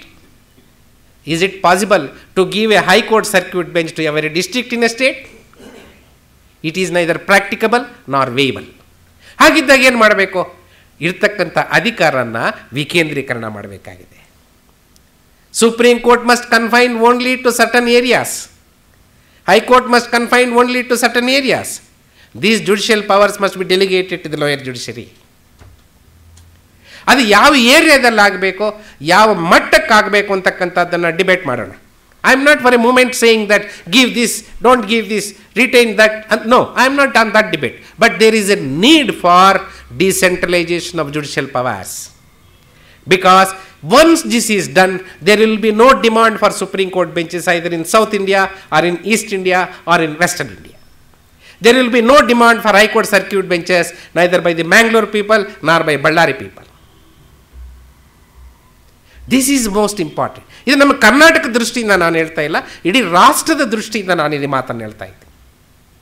ಹಾಗಾಗಿ ಬಹಳ ದೊಡ್ಡ ರೀತಿಯಲ್ಲಿ ಇವತ್ತು ಇದರ ಬಗ್ಗೆ ಗಂಭೀರವಾಗಿ ಚರ್ಚೆ ಮಾಡಬೇಕಾಗಿದೆ. ಯಾಕೆಂತಂದರೆ ಎಲ್ಲರಿಗೂ ಸಹ ಇವತ್ತು ರಾಜ್ಯದ ರಾಜಧಾನಿಗಳಿಗೆ, ರಾಷ್ಟ್ರದ ರಾಜಧಾನಿಗಳಿಗೆ ಹೋಗಿ ಹೈಕೋರ್ಟ್ ಮತ್ತು ಸುಪ್ರೀಂ ಕೋರ್ಟ್ನಲ್ಲಿ ಕೇಸುಗಳನ್ನು ಇತ್ಯರ್ಥ ಮಾಡ್ಕೊಳ್ಳೋದಕ್ಕೆ ಸಾಧ್ಯ ಆಗ್ತಾ ಇಲ್ಲ. ಆ ಡೀಟೇಲ್ಸ್ ಎಲ್ಲ ನಾನು ಕೊಡೋಕ್ಕಾಗಲ್ಲ. ಈಗ ಗುಲ್ಬರ್ಗಾದಲ್ಲಿ ನಾವು ಸರ್ಕ್ಯೂಟ್ ಮಾಡಿದ್ದೀವಿ. What is the cost of lawyer there? What is the cost of lawyer in Bangalore? What is the transport? What is the lodging facility? What is the food? ಇವೆಲ್ಲವನ್ನು ನಾವು ಲೆಕ್ಕ ಹಾಕಿದಾಗ ಈ ರೀತಿ ಸಂದರ್ಭದಲ್ಲಿ ಸಾಧಾರಣ ಜನ, ಬಹುಪಾಲು ಜನ ಇಂತಹ ಹೈಯರ್ ಜುಡಿಷಿಯರಿಯಿಂದ ಯಾವಾಗ ಈ ನ್ಯಾಯವನ್ನು ಪಡೆಯೋದಕ್ಕೆ ಸಾಧ್ಯ ಆಗಲಿಲ್ವೋ, ನ್ಯಾಯಾಂಗದಲ್ಲಿ ಅಧಿಕಾರ ವಿತರಣೆ ಅಗತ್ಯ ಅಂತಕ್ಕಂಥದ್ದು ನಾನು ಭಾವಿಸ್ತೀನಿ. Therefore, this is yet another challenge that requires that Indian judiciary requires to be addressed. ಈಗ ಶಿಕ್ಷಣ ತಗೊಳ್ಳಿ, ಇದೊಂದು ಮತ್ತೊಂದು ಸವಾಲು. ನಾನು ಯಾಕೆ ಈ ಶಿಕ್ಷಣದ ಬಗ್ಗೆ ನಾನು ಪ್ರಸ್ತಾಪ ಮಾಡ್ತಿದ್ದೀನಿ ಅಂತಂದರೆ, ಇವತ್ತಿನ ಲಾ ಸ್ಟೂಡೆಂಟೇ ನಾಳೆ ಲಾಯರ್, ನಾಳಿನ ಲಾಯರೇ ನಾಳೆದ್ದು judge. This is the process. ಈ ಪ್ರಕ್ರಿಯೆಯಲ್ಲಿ ಇವತ್ತೇನಾಗಿದೆ, ನಾವು ಗಂಭೀರವಾಗಿ ಯೋಚನೆ ಮಾಡಬೇಕಾಗಿರ್ತಕ್ಕಂಥದ್ದು. ನಾನು ಹೇಳ್ತೀನಿ, ನಾನಂತೂ ಕಾಲೇಜಿನಲ್ಲಿ ಓದ್ತಿದ್ದಾಗ ನಾನು ಕಾಲೇಜ್ಗೆ ಹೋಗಿ ಕೂತು ಸೀರಿಯಸ್ ಆಗಿ ಪಾಠ ಕೇಳಿದ್ದೇ ನೆನಪಿಲ್ಲ. That was the environment. ಯಾಕೆಂದರೆ ಬೆಳಿಗ್ಗೆ 7:30 ಕಮೆನ್ಸ್ ಆಗೋದು, 9:00 ಕ್ಲೋಸ್ ಆಗೋದು. ನಾವು ಅನೇಕ ಜನ ನಿದ್ದೆ ಹೇಳೋಷ್ಟೊತ್ತಿಗೆ ನಮ್ಮ ಕ್ಲಾಸ್ ಮುಗಿದೋಗಿರೋದು. ಇವತ್ತು ಸ್ವಲ್ಪ ಇಂಪ್ರೂವ್ ಆಗಿದೆ. ಇವತ್ತು 5 years ಕೋರ್ಸಸ್ ಬಂದಿದೆ. PUC ಆದ ನಂತರ ಮಕ್ಕಳು, ಆ ತಂದೆ ತಾಯಿಗಳು ನಮ್ಮ ಮಗನ ಇಲ್ಲೇ ಕೆರಿಯರ್ ಮಾಡ್ಕೋಬೇಕು ಅಂತೇಳಿ ಅವರನ್ನು 5 years ಲಾ ಕೋರ್ಸ್ಗೆ ಸೇರಿಸ್ತಾ ಇದ್ದಾರೆ. This is A good development. 5 years law course full time course ಮಾಡಿದ್ದಾರೆ, ಈಸ್ ಆಲ್ಸೋ ಗುಡ್ ಡೆವಲಪ್ಮೆಂಟ್. ಆದರೆ ಈ ಹಿಂದೆ ಇದಿರಲಿಲ್ಲ. ಬಟ್ ಇವತ್ತು ಇದು ಮಾಡಿರ್ತಕ್ಕಂಥದ್ದು ಕೂಡ ಇನ್ನೂ ಭಾಳ ವ್ಯಾಪಕವಾಗಿ ಬೆಳೆಯಬೇಕು. After independence we have given importance to medical education, technical education, information education, business education and administration education, but not to the legal education. ಅದು ಎಷ್ಟು ಕೊಡಬೇಕಾಗಿತ್ತು ಅಷ್ಟು ಕೊಟ್ಟಿಲ್ಲ. ನಾನು ಮೊನ್ನೆ ಒಂದು ಸ್ಟ್ಯಾಟಿಸ್ಟಿಕ್ಸ್ ಕಲೆಕ್ಟ್ ಮಾಡ್ತಾ ನಾನು ಹೇಳ್ತಿದ್ದೆ, ಏನಂತಂತಂದರೆ ಇವತ್ತಿನ ದಿವಸ ಕರ್ನಾಟಕದಲ್ಲಿ 84 ಲಾ ಕಾಲೇಜಸ್ ಇವೆ. ಇದರಲ್ಲಿ ಸರ್ಕಾರ ಲಾ ಕಾಲೇಜಸ್ 4. ಒಂದು ಬೆಂಗಳೂರಿನಲ್ಲಿರ್ತಕ್ಕಂಥ ಸೆಂಟ್ರಲ್ ಕಾಲೇಜಿನಲ್ಲಿ ಯೂನಿವರ್ಸಿಟಿ ಲಾ ಕಾಲೇಜ್ ಒಂದು, ಧಾರವಾಡದಲ್ಲೊಂದು, ಕೋಲಾರ್ನಲ್ಲೊಂದು, ಹೊಳೆ ನರಸೀಪುರನಲ್ಲೊಂದು. ನನ್ನ ಲಾಸ್ಟ್ ಇಯರ್ ನಾನು ಕೋಲಾರ ಲಾ ಕಾಲೇಜ್ಗೆ ಹೋಗಿದ್ದೆ, ಕಾಲೇಜ್ ಡೇಗೆ. ಅಲ್ಲಿ ಪ್ರಿನ್ಸಿಪಾಲ್ ನಮಸ್ಕಾರ ಸರ್ ಅಂತ ಮೀಟ್ ಮಾಡಿ, ಸರ್ ಭಾಳ ಜ್ವರ ಇತ್ತು ಆದರೂ ನೀವು ಬರ್ತೀನಿ ಅಂತ ಬಂದಿದ್ದೆ ಅಂತಂದೆ. ಆಮೇಲೆ ವಿಚಾರಿಸಿದೆ, ನೀನು ಏನಪ್ಪ ಯಾವ ಸಬ್ಜೆಕ್ಟ್ ತಗೊಳ್ತೀಯ ಲಾ ಕಾಲೇಜಿನಿಂದ? ಸರ್ ತೆಲುಗು ಪ್ರೊಫೆಸರ್ ಸರ್ ನಾನಂದ. ಲಾ ಕಾಲೇಜಿನಲ್ಲಿ ತೆಲುಗು ಪ್ರೊಫೆಸರ್ ಪ್ರಿನ್ಸಿಪಾಲ್, ಏನೇ ನೀನು ಮಾಡ್ತೀರಿ? ಸರ್ ನಾನು ಬೆಟ್ರು, ನನಗೆ ಹಿಂದೆ ಇದ್ದವರು ಕೆಮಿಸ್ಟ್ರಿ ಪ್ರೊಫೆಸರ್ ಸರ್ ಅಂತ.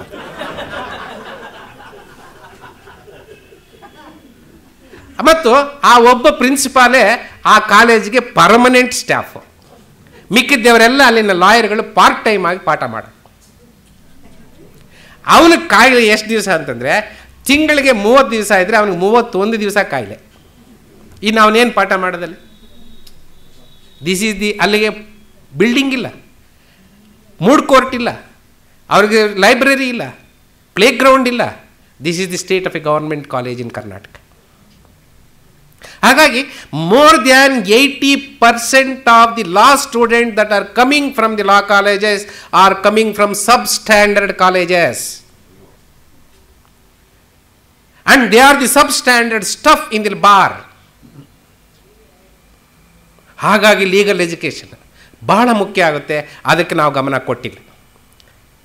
5 years ಲಾ ಕೋರ್ಸ್ ಮಾಡಿದ್ದು ವೆಲ್ಕಮ್ ಅಂತ ನಾನು ಹೇಳುವಂಥ ಸಂದರ್ಭದಲ್ಲೇ ಆ ಕಾಲೇಜುಗಳಿಗೆ ಇನ್ಫ್ರಾಸ್ಟ್ರಕ್ಚರನ್ನು, ಸ್ಟಾಫನ್ನು, ಮತ್ತೊಂದನ್ನು ಒದಗಿಸೋದ್ರಲ್ಲೇ ಮುಂದಾಳು ಆಗಬೇಕಾಗಿದೆ ಇವತ್ತು.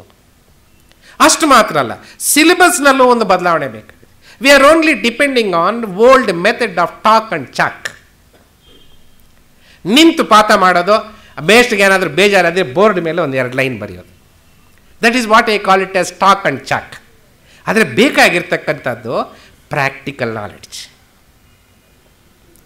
ಆ ಪ್ರಾಕ್ಟಿಕಲ್ ನಾಲೆಡ್ಜ್ ಇಲ್ಲದೆ ಇದ್ದರೆ ಏನಾಗುತ್ತೆ ಅಂತಂತಂದರೆ ಬರೀ ಥಿಯರಿಟಿಕಲ್ ನಾಲೆಡ್ಜ್ ಇದ್ದರೆ ಸಾಲದು. ನಾನು ಇದನ್ನು ಯಾಕೆ ಈ ಅನುಭವದಿಂದ ಈ ಮಾತನ್ನು ಹೇಳ್ತಾ ಇದ್ದೀನಿ ಅಂತಂತಂದರೆ, ನಾನು 1977 ಬೆಂಗಳೂರು ಯೂನಿವರ್ಸಿಟಿಯಿಂದನೇ ನಾನು ಲಾ ಪಾಸ್ ಮಾಡಿದೆ. ಬೆಂಗಳೂರಿನಲ್ಲೇ ನಾನು ಓದಿದ್ದು.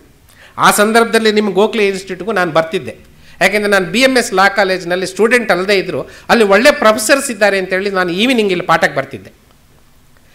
ಕೆಲವು ಸಂದರ್ಭಗಳಲ್ಲಿ ಗೋಖಲೆ ಇನ್ಸ್ಟಿಟ್ಯೂಟ್ನಲ್ಲಿ ಕೆಲವು ಇಂಪಾರ್ಟೆಂಟ್ ಲೆಕ್ಚರ್ಸ್ ಇದೆ ಅಂತಂದಾಗ ನಾನು ಇಲ್ಲಿ ಬಂದು ಕೇಳಿದ್ದೀನಿ. ಈ ರೀತಿ ಇತ್ತು.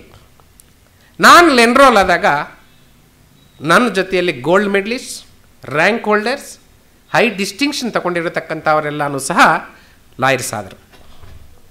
ಆದರೆ 4-5 ವರ್ಷಗಳಲ್ಲಿ rank holders, gold medallist, high first class ಅವರೆಲ್ಲ ಪ್ರೊಫೆಷನ್ ಬಿಟ್ಬಿಟ್ಟು. ನಾನು 3rd class in SLC, 3rd class in PUC, 3rd class in degree and 3rd class in LLB. ನಾವು ಮುಂದುವರೆದ್ವಿ, ಕೆಲಸ ಮಾಡಿದ್ವಿ, ವರ್ಕ್ ಸಂಪಾದನೆ ಮಾಡಿದ್ವಿ, ಹಣ ಸಂಪಾದನೆ ಮಾಡಿದ್ವಿ, ಹೆಸರು ಸಂಪಾದನೆ ಮಾಡಿದ್ವಿ.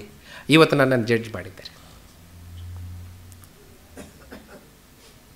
ನಾನು ಇವತ್ತು ನಿಂತ್ಕೊಂಡು ನೋಡಿದ್ರೆ ಅವ್ರು ಯಾಕೆ ಬಿಟ್ಟೋದ್ರು, ನಾವು ಯಾಕೆ ಇಲ್ಲಿ ಉಳಿದ್ವಿ ಅಂತ ನೋಡಿದ್ರೆ, ಹಿಂದುಗಡೆಗೆ ನೋಡಿದ್ರೆ they were knowing little more law but less about life. But we were knowing little less about law but more about life. ಯಾಕೆಂದರೆ ಹಳ್ಳಿಯಿಂದ ಬಂದಿದ್ವಲ್ಲ, 10 ರೂಪಾಯಿ ಇಲ್ಲಿ ಯಾರೋ ಕೊಡದೇ ಇದ್ದರೆ ಹೆಂಗಪ್ಪ ಜೀವನ ಮಾಡೋದಂತ ಭಯ ಇತ್ತು ನಮಗೆ. ಒಂದೊತ್ತು ಊಟ ಸಿಗದೆ ಇದ್ದರೆ ಏನಪ್ಪ ಮಾಡೋದು ಅಂತ. ಮೆಜೆಸ್ಟಿಕ್ನಲ್ಲಿ ಯಾರಾದರೂ ಪ್ಯಾಕೆಟ್ ಪಿಕ್ ಮಾಡಿಬಿಟ್ರೆ ರೂಮ್ಗೆ ಹೆಂಗೆ ನಡ್ಕೊಂಬರ್ಬೇಕು ಅಂತ. ಎಕ್ಸಾಮ್ ಫೀಸ್ ಕಟ್ಟಬೇಕು ಹತ್ತಿರ ಬಂದುಬಿಟ್ಟಿದೆ ಅಂತಂದರೆ ಅಪ್ಪ ಇಲ್ಲ ಅಮ್ಮ ಇಲ್ಲ ಬೆಂಗಳೂರಿನಲ್ಲಿ, ಹೆಂಗೆ ಎಕ್ಸಾಮ್ ಫೀಸ್ ಕಟ್ಟೋದು ಅಂತ. ಈ ಎಲ್ಲ ಅನುಭವಗಳು ನಮಗೆ ಲೈಫಿನ ಬಗ್ಗೆ ಒಂದು ಪಾಠ ಹೇಳ್ಕೊಟ್ಟಿತ್ತು. ಇವತ್ತಿನ ಲಾ ಸ್ಟೂಡೆಂಟ್ಸ್ಗೆ ಈ ಲೈಫ್ ಪಾಠ ಬೇಕಾಗಿದೆ. ಬಡತನ ಅಂದರೆ ಏನು ಗೊತ್ತಾಗಬೇಕಾಗಿದೆ, ಕಷ್ಟ ಅಂದರೆ ಏನಂತ ಗೊತ್ತಾಗಬೇಕಾಗಿದೆ, ಬೆವರಿನ ವಾಸನೆ ಗೊತ್ತಾಗಬೇಕಾಗಿದೆ, ಸಗಣಿಯ ವಾಸನೆ ಗೊತ್ತಾಗಬೇಕಾಗಿದೆ, ಮಹಿಳೆಯ ಆಗ್ತಕ್ಕಂಥ ನೋವನ್ನು ಗೊತ್ತಾಗಬೇಕಾಗಿದೆ, ಒಬ್ಬ ಅನ್ಟಚಬಲ್ ಅಸ್ಪೃಶ್ಯನ ನೋವು ಗೊತ್ತಾಗಬೇಕಾಗಿದೆ. Then only will become a good lawyer. ಆದರೆ ಇವತ್ತು we are training law students only to handle the cases of their clients, not the cases of the society in which he lives, not the cases of the country in which he lives. We are not training lawyers as arbitrators, conciliators, mediators, negotiators, opinion makers and leaders of the country. That is where exactly I say that immediate attention is to be given to the legal education. ಇಲ್ಲಿ ಒಂದು ಬದಲಾವಣೆ, ಒಂದು ದೊಡ್ಡ reforms ಆಗಬೇಕಾಗಿದೆ. ಜನಸಾಮಾನ್ಯರಿಗೆ, ಈ ದೇಶಕ್ಕೆ, ಈ ಸಮಾಜಕ್ಕೆ, ಸಮುದಾಯಕ್ಕೆ ಉಪಯೋಗ ಆಗ್ತಕ್ಕಂಥ ವಕೀಲರು ಈ ದೇಶಕ್ಕೆ ಬೇಕಾಗಿದೆ.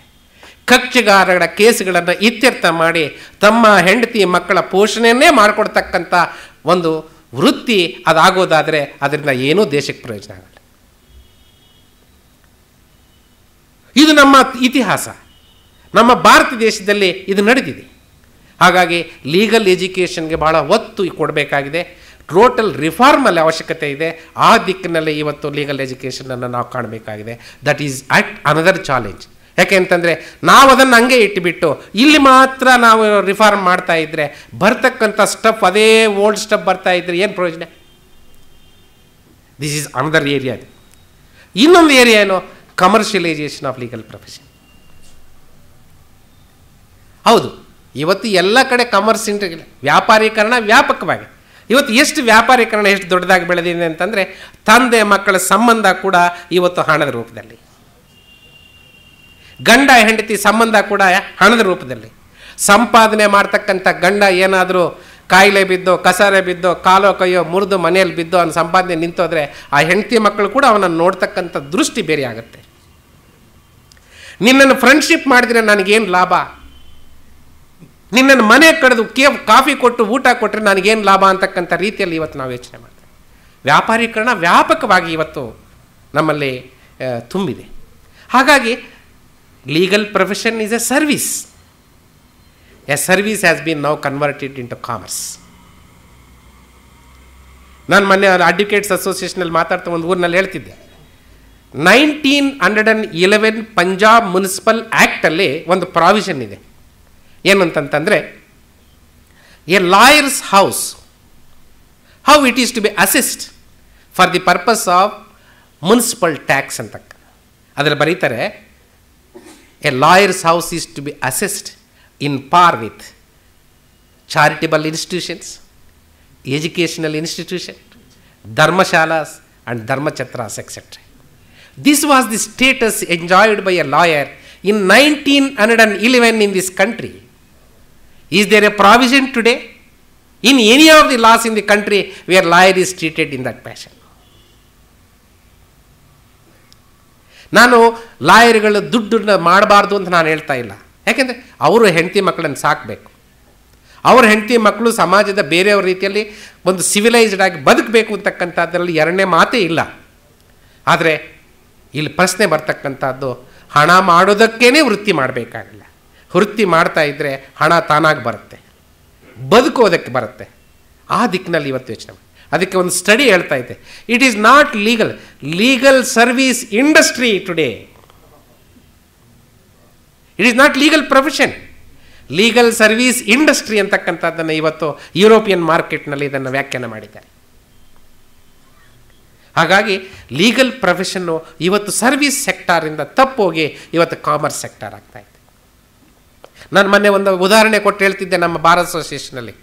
ಏನು ಅಂತಂದರೆ, by being honest, by settling the disputes, A lawyer can become popular advocate, A lawyer can earn more work, A lawyer can earn more money ಅಂತಕ್ಕಂಥ. ಅದಕ್ಕೊಂದು ಮಹಾತ್ಮ ಗಾಂಧಿ ಅವ್ರದ್ದೊಂದು ಎಕ್ಸಾಂಪಲ್ ಕೊಡ್ತಿದ್ದೆ ನಾನು. ಗಾಂಧಿ ಭಾರತ್ ಲಾ ಇಂಗ್ಲೆಂಡ್ನಲ್ಲಿ ಮುಗಿಸ್ಕೊಂಡು ಬಾಂಬೆನಲ್ಲಿ ಲಾ ಪ್ರಾಕ್ಟೀಸ್ಗೆ ಬರ್ತಾರೆ. ಲಾ ಪ್ರಾಕ್ಟೀಸ್ ಪ್ರಾರಂಭ ಮಾಡ್ತಾರೆ ಅಲ್ಲಿ. ಆದರೆ ಅವರಿಗೆ 2 ಹೊತ್ತಿನ ಊಟ ಸಂಪಾದನೆ ಮಾಡ್ಕೊಳ್ಳೋಕ್ಕೆ ಸಾಧ್ಯ ಆಗಲಿಲ್ಲ. ಗಾಂಧಿಗೆ ಬಹಳ ಬೇಜಾರಾಗುತ್ತೆ. ಆಗ ಅವರು ನಾನಿಲ್ಲಿ ಆಗೋದಿಲ್ಲ ಅಂತೇಳಿ ಅವರ ಅಣ್ಣನ ಸಹಾಯ ತಗೊಂಡು ಅಹಮದಾಬಾದ್ಗೆ ವಾಪಸ್ ಹೋಗಿ ಅಲ್ಲಿ ಪ್ರಾಕ್ಟೀಸ್ ಸೆಟಪ್ ಮಾಡ್ತಾರೆ. ಪ್ರಾಕ್ಟೀಸ್ ಸೆಟಪ್ ಮಾಡಿ ಅವರು ಒಂದಷ್ಟು ದಿನ ಕೆಲಸ ಮಾಡಿದ ಮೇಲೆ ಹ್ಯಾಂಡ್ ಟು ಮೌತ್ 2 ಹೊತ್ತಿನ ಊಟ ಸಂಪಾದನೆ ಮಾಡ್ಕೊಳ್ಳೋದಕ್ಕೆ ಸಾಧ್ಯ ಆಗುತ್ತೆ. ಅಷ್ಟು ಡೆವಲಪ್ಮೆಂಟ್ ಕಾಣ್ತಾರೆ. ಅಷ್ಟರಲ್ಲಿ ಆಫ್ರಿಕಾದಿಂದ ದಾದಾ ಅಬ್ದುಲ್ಲಾ ಆ್ಯಂಡ್ ಕಂಪನಿನವರು ನಮಗೊಬ್ಬ ಲಾಯರ್ ಬೇಕು ಅಂತ ಬಾಂಬೆಗೆ ಬರ್ತಾರೆ. ಆಗ ಅವ್ರು ಕೇಳ್ತಾರೆ, ನಮಗೊಬ್ಬ ಲಾಯರ್ ಬೇಕು, ಅವ್ರು ಹೆಂಗಿರಬೇಕು ಅಂತಂದರೆ ಇಂಗ್ಲೀಷೂ ಗೊತ್ತಿರಬೇಕು, ಗುಜರಾತಿನೂ ಗೊತ್ತಿರಬೇಕು ಅಂತ. ಯಾಕೆಂದರೆ ದಾದಾ ಅಬ್ದುಲ್ಲಾ ಕಂಪನಿಯವರು ಗುಜರಾತ್ನಿಂದ ಹೋಗಿರೋ ಒಬ್ಬ ವ್ಯಾಪಾರಸ್ಥ ದಕ್ಷಿಣ ಆಫ್ರಿಕಾಗೆ. ಅವನ ಅಕೌಂಟ್ಸ್ ಎಲ್ಲ ಗುಜರಾತಿನಲ್ಲಿ ಮೇಂಟೈನ್ ಮಾಡ್ತಾರೆ. ಅವನ ಮೇಲೆ ಒಂದು ಕೇಸ್ ಹಾಕ್ಬಿಟ್ಟಿರ್ತಾರೆ ಸೌತ್ ಆಫ್ರಿಕಾದಲ್ಲಿ. ಆ ಜಡ್ಜು ಇಂಗ್ಲೀಷ್ ಬರೋನು, ಗುಜರಾತಿ ಬರೋಲ್ಲ ಅವನಿಗೆ. ಹಾಗಾಗಿ ಅಕೌಂಟ್ಸನ್ನೆಲ್ಲ ಓದಿ ಇಂಗ್ಲೀಷ್ನಲ್ಲಿ ಅವ್ನಿಗೆ ಹೇಳಬೇಕು. ಅಂಥ ಒಬ್ಬ ಲಾಯರ್ ಬೇಕು ಅಂತೇಳಿ ದಾದಾ ಅಬ್ದುಲ್ಲಾ ಆ್ಯಂಡ್ ಕಂಪನಿಯವರು ಬರ್ತಾರೆ. ಆಗ ಅವ್ರು ಹೇಳ್ತಾರೆ ಬಾಂಬೆ ಬಾರ್ ಅಸೋಸಿಯೇಷನಲ್ಲಿ, ಅಯ್ಯೋ ಒಬ್ಬ ಕರ್ರಿಗೆ ಕುಳ್ಳಿಗೆ ಒಬ್ಬ ಹುಡುಗ ಇದ್ದ ಇಲ್ಲೇ, ಅವನು ಇನ್ನೇನು 3 ಕಾಸು ಬೇಯಲಿಲ್ಲ, ಅಹಮದಾಬಾದ್ಗೆ ಹೋಗಿದ್ದಾನೆ, ಅವನೇನು ಬಂದರೆ ಕರ್ಕೊಂಡು ಹೋಗಪ್ಪ ಅಂತ ಅಲ್ಲಿ ಕಳಿಸ್ತಾರೆ. ಗಾಂಧಿಗೆ ಹೋಗಿ ಕೇಳ್ತಾರೆ. Gandhi readily agrees. ಹೋಗ್ತಾರೆ ಸೌತ್ ಆಫ್ರಿಕಾಗೆ. ಆ ಕಥೆ ಎಲ್ಲ ನಿಮ್ಗೆ ಗೊತ್ತು, ನಾನು ಆ ವಿವರಗಳಲ್ಲಿ ಹೇಳಲ್ಲ. ಇಲ್ಲಿ ಪಾಯಿಂಟ್ ಏನಂತಂದರೆ, ಹೋಗಿ ಪೇಪರ್ಸ್ ಎಲ್ಲ ಗಾಂಧಿ ಓದ್ತಾರೆ. ಆಗ ದಾದಾ ಅಬ್ದುಲ್ಲಾನ ಕರೆದು ಕೇಳ್ತಾರೆ, ನೋಡು ಅಬ್ದುಲ್ಲಾ, ನಿನ್ನ ಮೇಲೆ 10,000 ರೂಪಾಯಿಗೆ ನಿಮ್ಮ ಆಪೋಸಿಟ್ನವ್ರು ಕೇಸ್ ಹಾಕಿದ್ದಾರೆ, ಆದರೆ ನಿನ್ನ ಅಕೌಂಟ್ ಪ್ರಕಾರ ನೀನು ಅವ್ರಿಗೆ 12,000 ರೂಪಾಯಿ ಕೊಡಬೇಕು ಅಂತ. ಅರೆ ಈ 10,000 ಕೇಸನ್ನು ವಜಾ ಮಾಡಿಸಯ್ಯ ಅಂತ ನೀನು ಅಲ್ಲಿಂದ ಇಲ್ಲಿ ಕರ್ಕೊಂಬಂದರೆ ನೀನು ಇನ್ನೂ 2,000 ರೂಪಾಯಿ ಕೊಡಬೇಕಲ್ಲ ಜಾಸ್ತಿ ಅಂತ ಹೇಳ್ತಾ ಇದೆಯಲ್ಲ, ನೀನು ಯಾವ ಲಾಯರು ಅಂತ. ಆಗ ಗಾಂಧಿ ಹೇಳ್ತಾರೆ, ಇಲ್ಲ ಇಲ್ಲ ಬೇಜಾರು ಮಾಡ್ಕೋಬೇಡ, ನೀನು ಪರ್ಮಿಷನ್ ಕೊಟ್ಟರೆ ಆಪೋಸಿಟ್ ಪಾರ್ಟಿಯನ್ನು ನಾನು ಮಾತಾಡ್ತೀನಿ, ಲಾಯರನ್ನು ಮಾತಾಡ್ತೀನಿ, I will try to bring about a settlement ಅಂತ. ಎಸ್ ಅಂತಾನೆ. ಆಪೋಸಿಟ್ ಲಾಯರ್ ಜೊತೆ ಮಾತಾಡ್ತಾರೆ, ಅವರು ಎಸ್ ಅಂತಾರೆ, ಇಬ್ಬರನ್ನ ಕೂರಿಸಿ ಮಾತುಕತೆ ಮಾಡಿಸ್ತಾರೆ, 12,000ಕ್ಕೆ ಡಿಗ್ರಿ ಮಾಡಿಸ್ತಾರೆ, ಇನ್ಸ್ಟಾಲ್ಮೆಂಟ್ಸ್ ಕೊಡಿಸ್ತಾರೆ, ಬಿಸ್ನೆಸ್ ರಿಲೇಷನ್ಶಿಪ್ಪನ್ನು ರೀಎಸ್ಟಾಬ್ಲಿಷ್ ಮಾಡ್ತಾರೆ, ಅವರ ಬಾಂಧವ್ಯವನ್ನು ಮತ್ತೆ ಪುನರ್ಸ್ಥಾಪಿಸ್ತಾರೆ. ಆ ಕೇಸನ್ನು ಆ ಮುಖಾಂತರ ಗಾಂಧಿ ಸೆಟಲ್ ಮಾಡ್ತಾರೆ. ಈ ಗಾಂಧಿ ಈ ರೀತಿ ಸೆಟಲ್ ಮಾಡಿದ್ದನ್ನು ಕಂಡು ಇಂಗ್ಲೀಷ್ನ ಜಡ್ಜ್ ಮೈಂಡ್ನಲ್ಲಿ ಒಂದು ಅಭಿಪ್ರಾಯ ಬರುತ್ತೆ, ಏನು ಅಂತಂದರೆ ಈ ರೀತಿ ಲಾಯರ್ಗಳು ಇರ್ತಾರ ಆ ದೇಶದಲ್ಲಿ ಅಂತ. ಆಗ ಆ ಜಡ್ಜ್ಗಳು ಏನು ತೀರ್ಮಾನ ಮಾಡ್ತಾರೆ ಗೊತ್ತಾ, ಗಾಂಧೀಜಿಯವರು ಪ್ಲೇಂಟಿಫ್ಗೆ ನಿಂತು ಸ್ವಾಮಿ ಇದು ಡಿಗ್ರಿ ಆಗಬೇಕು ಅಂದರೆ ಡಿಕ್ರೀಟ್, ಡಿಫೆಂಡೆಂಟಿಗೆ ನಿಂತು ಇದು ವಜಾ ಆಗಬೇಕು ಸ್ವಾಮಿ ಈ ಕೇಸ್ನಲ್ಲಿ ಹೇಳಿ ಅಂದರೆ ಡಿಸ್ಮಿಸ್. ಗಾಂಧಿ ಏನು ಹೇಳಿದ್ರೆ ಅದು ನಡೆಯುತ್ತೆ ಕೋರ್ಟ್ನಲ್ಲಿ ಅಂತ ಜನರ ಮೇಲೆ ಪ್ರಭಾವ ಬೀಳುತ್ತೆ. ಇನ್ನೂ ಒಂದು ಆಗುತ್ತೆ, ಜನರಲ್ಲಿ ಏನು ಬರುತ್ತೆ ಅಂತಂದರೆ ನನಗೆ ದಾಖಲೆ ಇಲ್ಲದೆ ಇದ್ದರು, ಕಾನೂನು ಇಲ್ಲದೆ ಇದ್ದರು, ಎವಿಡೆನ್ಸ್ ಇಲ್ಲದೆ ಇದ್ದರು, ನನ್ನ ಸಮಸ್ಯೆಯನ್ನು ಗಾಂಧಿ ತಗೊಂಡೋದ್ರೆ ಗಾಂಧಿ ಏನೋ ಒಂದು ಪರಿಹಾರ ಸೂಚಿಸ್ತಾನೆ ಅಂಥೇಳಿ ಒಬ್ಬ ಪಾಪ್ಯುಲರ್ ಲಾಯರ್ ಆಗ್ತಾರೆ. 22 ವರ್ಷಗಳ ಕಾಲ ಗಾಂಧಿ ಲಾಯರ್ ಪ್ರಾಕ್ಟೀಸ್ ಮಾಡ್ತಾರೆ ಸೌತ್ ಆಫ್ರಿಕಾದಲ್ಲಿ, ರೋರಿಂಗ್ ಪ್ರಾಕ್ಟೀಸ್ ಮಾಡ್ತಾರೆ, ಭಾಳ ದೊಡ್ಡ ಹಣನ ಗಳಿಸ್ತಾರೆ. ಪ್ರಾಮಾಣಿಕವಾಗಿ ಲಾಯರ್ ಕೆಲಸ ಮಾಡಿಕೊಂಡು ಪಾಪ್ಯುಲರ್ ಆಗಬಹುದು, ಕೇಸುಗಳನ್ನು ಸೆಟಲ್ ಮಾಡೋಂಥ ಮುಖಾಂತರನೂ ಸಹ ಭಾಳ ಪಾಪ್ಯುಲರ್ ಲಾಯರ್ ಆಗ್ಬೋದು, ಹಣನೂ ಪಾಪ್ಯುಲರ್ ಲಾಯರ್ ಆಗ್ಬೋದು ಅಂತಂದರೆ ಹೆಚ್ಚು ಕೇಸುಗಳು ಬರುವಂಥದ್ದು, ಹೆಚ್ಚು ಕೇಸುಗಳು ಬಂದರೆ ಹೆಚ್ಚು ಹಣನೂ ಬರುತ್ತೆ ಅಂತಕ್ಕಂಥದ್ದನ್ನು ನಾನು ಹೇಳ್ತಿದ್ದೆ. ಹಾಗಾಗಿ ಇವತ್ತು ಗಾಂಧಿ ಬಹಳ ರಿಲೆವೆಂಟ್ ಆಗ್ತಾರೆ. ಆ ಗಾಂಧಿ ಆ ಲೀಗಲ್ ಪ್ರೊಫೆಷನ್ ಏನಿದೆ ಇವತ್ತಿನ ದಿವಸಗಳಲ್ಲಿ ಭಾಳ ಅಗತ್ಯತೆ ಇದೆ. ಇವತ್ತು ನಾನು ಲಾಯರ್ಗಳು ದುಡ್ಡು ಮಾಡ್ಕೋಬಾರ್ದು ಅಂತಲ್ಲ, ಆದರೆ ಲೀಗಲ್ ಪ್ರೊಫೆಷನ್ ಸರ್ವೀಸ್ ಸೆಕ್ಟಾರ್ನಿಂದ ಕಾಮರ್ಸ್ ಸೆಕ್ಟಾರ್ಗೆ ಕನ್ವರ್ಟ್ ಮಾಡ್ತಕ್ಕಂಥ ಪ್ರಕ್ರಿಯೆ ಇದೆ, ಅದನ್ನು ತಡಿಬೇಕಾಗಿದೆ. ಅದನ್ನು ತಡೆದು ಆ ಮುಖಾಂತರ ಈ ದೇಶನ, ಈ ನ್ಯಾಯಾಂಗನ, ಈ ವೃತ್ತಿಯನ್ನು ಇವತ್ತು ಕಾಪಾಡಬೇಕಾಗಿದೆ. ಆ ದಿಕ್ಕಿನಲ್ಲಿ ನಾನು ಬೇರೆ ಬೇರೆ ಹೇಳ್ತಾರೆ ಏನಂತಂದರೆ ನಾನು ಅದನ್ನೆಲ್ಲ ಹೇಳೋಕ್ಕಾಗಲ್ಲ, ಇಷ್ಟು ಮಾತ್ರ ಹೇಳ್ತೀನಿ. We have to stop converting the legal profession into a commerce sector, into an industry. ಇದು ಭಾಳ ತುರ್ತಾಗಬೇಕು. ಇನ್ನು ಭಾಳ ದೊಡ್ಡ ಮುಖ್ಯ ವಿಚಾರ ಅಂತಂತಂದರೆ ಎಲ್ಲ ಕ್ಷೇತ್ರಗಳಲ್ಲೂ ಕರಪ್ಷನ್ ಇದೆ. ನಾನಿಲ್ಲ ಅಂತ ಹೇಳ್ತೆ. This is one of the biggest challenges that the Indian society is facing today. ಅದು ಚಾಲೆಂಜಸ್ ಎಷ್ಟು ದೊಡ್ಡದಾಗಿದೆ. ಆ ಕರಪ್ಷನ್ ಬಗ್ಗೆನೇ ಉಪನ್ಯಾಸ ಕೊಡ್ತೇನೆ ನಾನು, ಇನ್ನೊಂದು 1 ಅವರ್ ನಿಮ್ಗೆ ಕೊಡ್ಬೋದು, ಅದು ಬೇಕಾಗಿಲ್ಲ. ಬಟ್ ಇಷ್ಟು ಮಾತ್ರ ಹೇಳ್ತೀನಿ, ಕರಪ್ಷನ್ ಒಂದು ಸೊಸೈಟಿನಲ್ಲಿ ಇದ್ದರೂ ತಡ್ಕೋಬೋದು, ಆದರೆ ಸೆನ್ಸಿಟಿವ್ ಏರಿಯಾಸ್ಗೆ ಹೋದರೆ ತಡ್ಕೊಳ್ಳೋಕ್ಕಾಗಲ್ಲ ಒಂದು ಸಮಾಜ.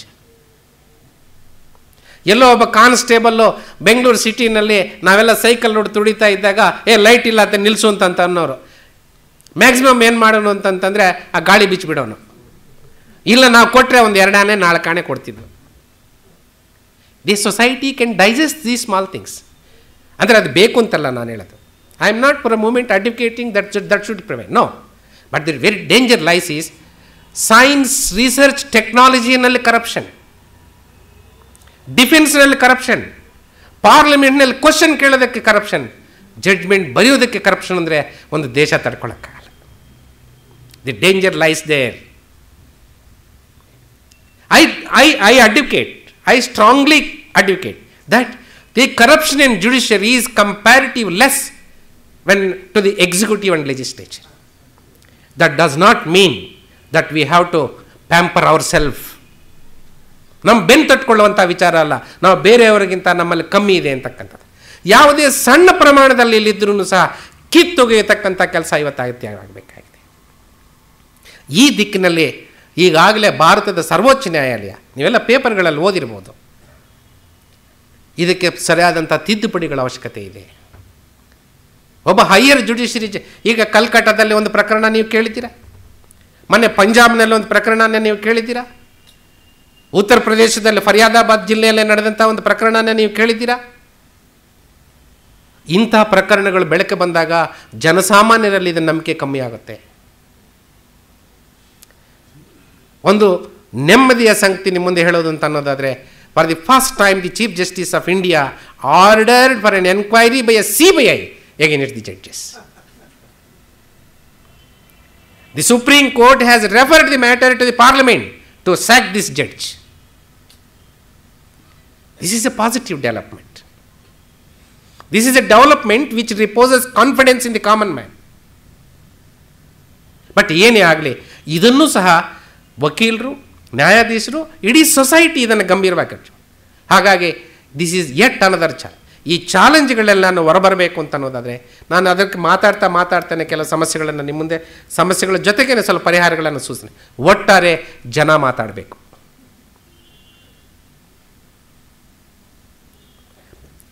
ನೀವು ಅನ್ಬೋದು, ಸರ್ ನಿಮ್ಮ ಕೈಯಲ್ಲಿ ಕಂಟೆಂಪ್ಟ್ ಇದೆ, ನೀವು ಮಾತಾಡಿದರೆ ನಮ್ಮನ್ನು ಒಳಗಡೆ ಆಗ್ತೀರಾ ಅಂತ.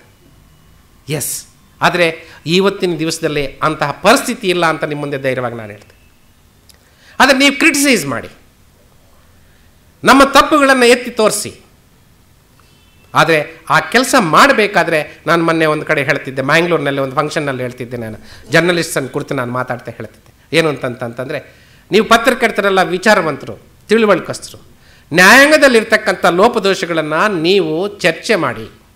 You criticize the Indian judiciary. While criticizing, don't criticize the judgment of Nagmohan Das. Criticize that it is the judgment of Karnataka High Court. You criticize in such a way, ಎಂಥ ರೀತಿಯಲ್ಲಿ ಈ ದೇಶದ ಸಾಧಾರಣ ಜನರನ್ನು ಇಟ್ಟಿರ್ತಕ್ಕಂಥ ನಂಬಿಕೆಯನ್ನು ಧ್ವಂಸ ಮಾಡ್ತಕ್ಕಂಥ ರೀತಿಯಲ್ಲಿ ನಿಮ್ಮ ಕ್ರಿಟಿಸಿಸಮ್ ಇರಕೂಡದು. ಇಷ್ಟು ವರ್ಷಗಳ ಕಾಲ ಅನೇಕ ಮಹಾನ್ ವ್ಯಕ್ತಿಗಳು ಈ ನ್ಯಾಯಾಂಗದಲ್ಲಿ ಸೇವೆ ಮಾಡಿ ಇದನ್ನು ಕಟ್ಟಿ ಬೆಳೆಸಿದ್ದಾರಲ್ಲ, ಈ ಗಟ್ಟಿ ಬೆಳೆಸಿರ್ತಕ್ಕಂಥ ಸಂಸ್ಥೆಯನ್ನು ಧ್ವಂಸ ಮಾಡ್ತಕ್ಕಂಥ ರೀತಿಯಲ್ಲಿ ನಿಮ್ಮ ಕ್ರಿಟಿಸಿಸಮ್ ಇರಬಾರ್ದು.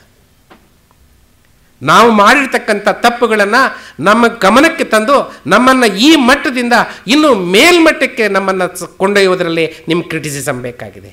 There I say a healthy criticism, a constructive criticism. ಇಡೀ ಸಮಾಜದ ಜನ ಆ ರೀತಿ ನ್ಯಾಯಾಂಗದ ಬಗ್ಗೆ ನೋಡೋದಕ್ಕೆ ಸಾಧ್ಯ ಆದರೆ ನಿಮ್ಮ ಮುಖಾಂತರ ಇರ್ತಕ್ಕಿಂತ ಲೋಪದೋಷಗಳನ್ನು ನಾವು ತಿದ್ದುಕೊಂಡು ಇನ್ನೂ ಈ ಸಂಸ್ಥೆಯನ್ನು ಭಾಳ ಪ್ರಬಲವಾದಂಥ ಸಂಸ್ಥೆಯಾಗಿ ಕಟ್ಟೋದಕ್ಕೆ, ಬೆಳೆಸೋದಕ್ಕೆ, ಜನಸೇವೆ ಮಾಡೋದಕ್ಕೆ, ಬಳಸ್ಕೊಳ್ಳೋದಕ್ಕೆ ಸಾಧ್ಯ ಆಗ್ತಾಯಿದೆ. ಆ ದಿಕ್ಕಿನಲ್ಲಿ ಪ್ರಮುಖವಾದಂಥ ಈ ಸವಾಲುಗಳನ್ನು ನಿಮ್ಮ ಮುಂದೆ ನಾನು ಇಟ್ಟಿದ್ದೀನಿ. ನಿಮಗೇನಾದರೂ ಪ್ರಶ್ನೆಗಳಿದ್ದರೆ ತಾವು ಕೇಳ್ಬೋದು. ನನಗೆ ಈ ಅವಕಾಶ ಕೊಟ್ಟು ನನ್ನ ಅಭಿಪ್ರಾಯಗಳನ್ನು ಹಂಚಿಕೊಳ್ಳೋದಕ್ಕೆ ಅವಕಾಶ ಮಾಡಿಕೊಟ್ಟಂಥ ಗೋಖಲೆ ಸಂಸ್ಥೆಯ ಎಲ್ಲ ಮಹನೀಯರಿಗೂ ನಾನು ನಮಸ್ಕರಿಸಿ ನನ್ನ ಮಾತನ್ನು ಮುಗಿಸ್ತೀನಿ. ನಮಸ್ಕಾರ.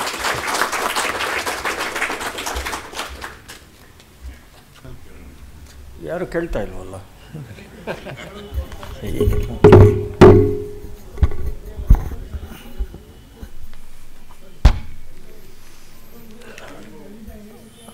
ವಂದನಾರ್ಪಣೆಗೆ ಮುಂಚೆ ಮುಂದಿನ ಕಾರ್ಯಕ್ರಮದ ಬಗ್ಗೆ ಒಂದು ಸೂಚನೆ. ನಾಳೆ ಸಂಜೆ 6 ಗಂಟೆಗೆ ಆದಿತ್ಯ ಖಂಡ್ವೆ ಮತ್ತು ಸಂಗಡಿಗರಿಂದ ಹಿಂದೂಸ್ತಾನಿ ಸಂಗೀತ ಕಚೇರಿ ಕಾರ್ಯಕ್ರಮ ಇರುತ್ತೆ. ನಾಳೆ ಸಂಜೆ 6 ಗಂಟೆಗೆ ಜಸ್ಟಿಸ್ ನಾಗಮೋಹನ್ ದಾಸ್ ಅವರು ತುಂಬ ವ್ಯಾಪಕವಾಗಿ ತಮ್ಮ ವಿಷಯದ ಬಗ್ಗೆ ಮಾತನಾಡಿದ್ದಾರೆ. ಭಾರತದ ಸಂವಿಧಾನದ ಅನನ್ಯತೆ, ಹೇಗೆ ಇವತ್ತು ಭಾರತದ ಸರ್ವೋಚ್ಚ ನ್ಯಾಯಾಲಯದ ತೀರ್ಪುಗಳು ಇಂಗ್ಲೆಂಡ್, ಅಮೆರಿಕಾದಂಥ ದೇಶಗಳಲ್ಲಿಯೂ ಕೂಡ ಮಾರ್ಗದರ್ಶಕವಾಗಿ ಬಳಕೆ ಆಗಿವೆ ಮೊದಲಾದ ಸಂಗತಿಗಳನ್ನು ಅವರು ಹೇಳಿದ್ದಾರೆ. ಎಷ್ಟು ಅಗಾಧ ಪ್ರಮಾಣದ ಮೊಕದ್ದಮೆಗಳನ್ನು ನಮ್ಮ ನ್ಯಾಯಾಂಗ ನಿರ್ವಹಣೆ ಮಾಡ್ತಾ ಇದೆ, ಆ ವಿವರಗಳನ್ನೆಲ್ಲ ಕೊಟ್ಟಿದ್ದಾರೆ. ಮತ್ತು ಈ ಹಿಂದೆ ಇರದಿದ್ದ ಎಂಥೆಂಥ ಸಮಸ್ಯೆಗಳು ಈಗ ನ್ಯಾಯಾಂಗದ ಮುಂದೆ ಬರ್ತಾ ಇವೆ. ಕಾವೇರಿ ಜಲ ವಿವಾದ ಇರಬಹುದು, ಆರಕ್ಷಣೆ ಇರಬಹುದು, ಶಿಕ್ಷಣ ಕ್ಷೇತ್ರ ಸಮಸ್ಯೆಗಳಿರಬಹುದು. ಹೀಗೆ ನ್ಯಾಯಾಂಗದ ಮೇಲೆ ಒತ್ತಡ ಹೆಚ್ಚಾಗಿರುವ ಕಾರಣಗಳನ್ನು ಸೂಚಿಸಿದ್ದಾರೆ. ಮತ್ತು ಸದ್ಯದ ಭವಿಷ್ಯದಲ್ಲಿ ಆದ್ಯತೆ ಪಡೆಯಬೇಕಾದ ಹಲವಾರು ಸಂಗತಿಗಳಿಗೆ ಗಮನ ಸೆಳೆದಿದ್ದಾರೆ. ವಿಳಂಬ ನಿವಾರಣೆಯ ಕ್ರಮಗಳು, ಅಗತ್ಯಕ್ಕೆ ಅನುಗುಣವಾಗಿ ನ್ಯಾಯಾಂಗದ ಗಾತ್ರದ ವೃದ್ಧಿ ಆಗಬೇಕಾಗಿರೋದು, ಮತ್ತು ಸರ್ಕಾರದ ಎಷ್ಟೋ ಧೋರಣೆಗಳ ಪರಿಣಾಮವಾಗಿಯೇ ಮೊಕದ್ದಮೆಗಳು ಹೆಚ್ಚಿರೋವಾಗ ಈಗ ನಿರ್ಣಯಕ್ಕೆ ಅಗತ್ಯವಾದ ಹೆಚ್ಚುವರಿ ನ್ಯಾಯ ವ್ಯವಸ್ಥೆ ಆಗಲೇಬೇಕಾಗತ್ತೆ. ಮತ್ತು ಸ್ಪ್ರೆಡ್ ಆಫ್ ಲೀಗಲ್ ಅವೇರ್ನೆಸ್ ಇದು ಎಷ್ಟು ಮಹತ್ವದ್ದು ಅನ್ನೋದಕ್ಕೆ ಅವರು ಗಮನ ಸೆಳೆದಿದ್ದಾರೆ. ಮಾಡಿದ ಕಾನೂನುಗಳ ಅರಿವು ಫಲ ಜನರಿಗೆ ತಲುಪಬೇಕು. ಮತ್ತು gap between law and justice ಅನ್ನೋ ತುಂಬ ಮುಖ್ಯವಾದ ಒಂದು ಅಂಶವನ್ನು ಅವರು ಸ್ಪರ್ಶ ಮಾಡಿದ್ರು. ಒಂದು it may be N irony, ಇದೇ ವೇದಿಕೆಯಲ್ಲಿ 55 ವರ್ಷ ಹಿಂದೆ MP ಸೋಮಶೇಖರ್ ರಾಯರು ಅದೇ ವಿಷಯ ಕುರಿತು ಉಪನ್ಯಾಸ ಮಾಡಿದರು. 55 ವರ್ಷ ಹಿಂದೆ ಲಾ ಆ್ಯಂಡ್ ಮೊರಾಲಿಟಿ ಅಂತ. ಇವತ್ತು ನ್ಯಾಯಾಂಗ ವ್ಯವಸ್ಥೆಯ ವಿಕೇಂದ್ರೀಕರಣ ಆಗಬೇಕಾಗಿದೆ, ಕಾನೂನು ಶಿಕ್ಷಣದಲ್ಲಿ ಸುಧಾರಣೆ ಆಗಬೇಕಾಗಿದೆ. ಮತ್ತು ಎಲ್ಲಕ್ಕಿಂತ ಮುಖ್ಯವಾಗಿ ಇವತ್ತು ಒಂದು ಲೀಗಲ್ ಇಂಡಸ್ಟ್ರಿ ಆಗುವ ದಿಕ್ಕಿನಲ್ಲಿ ಈ ಪ್ರೊಫೆಷನ್ಸ್ ಆಗಿದೆ, ಅದು ಆರೋಗ್ಯಕರವಲ್ಲ ಅನ್ನೋದಕ್ಕೆ ಅವರು ಗಮನ ಸೆಳೆದಿದ್ದಾರೆ. ಈ ಸುಧಾರಣೆಗಳಲ್ಲಿ ರಾಜ್ಯಾಂಗದ ಪಾತ್ರ ಇದೆ, ಜನಸಾಮಾನ್ಯರ ಪಾತ್ರ ಇದೆ, ಇಡೀ ಸಮಾಜದ ಪಾತ್ರ ಇದೆ, ವಕೀಲರ ನ್ಯಾಯಾಧೀಶರ ಪಾತ್ರವಂತೂ ಇದ್ದೇ ಇದೆ. ಹೀಗೆ ಮುಂಬರುವ ದಿನಗಳಲ್ಲಿ ಈ ಕಡೆ ಸಮಾಜ ಹೆಚ್ಚು ಗಮನ ಹರಿಸುವ ಹಾಗಾಗಲಿ ಅಂತ ಹೇಳ್ತಾ ಜಸ್ಟಿಸ್ ನಾಗಮೋಹನ್ ದಾಸ್ ಅವರಿಗೆ ತಮ್ಮೆಲ್ಲರ ಪರವಾಗಿ ಗೋಖಲೆ ಸಂಸ್ಥೆಯ ಪರವಾಗಿ ಕೃತಜ್ಞತೆಯನ್ನು ಸೂಚಿಸ್ತಾ ಇದ್ದೇನೆ. ಜಸ್ಟಿಸ್ ವೆಂಕಟಸ್ವಾಮಿ ಅವರು ಅವರಿಗೆ ಗೌರವಾರ್ಪಣೆ ಮಾಡಬೇಕು ಅಂತ ಪ್ರಾರ್ಥನೆ ಮಾಡ್ತೇನೆ.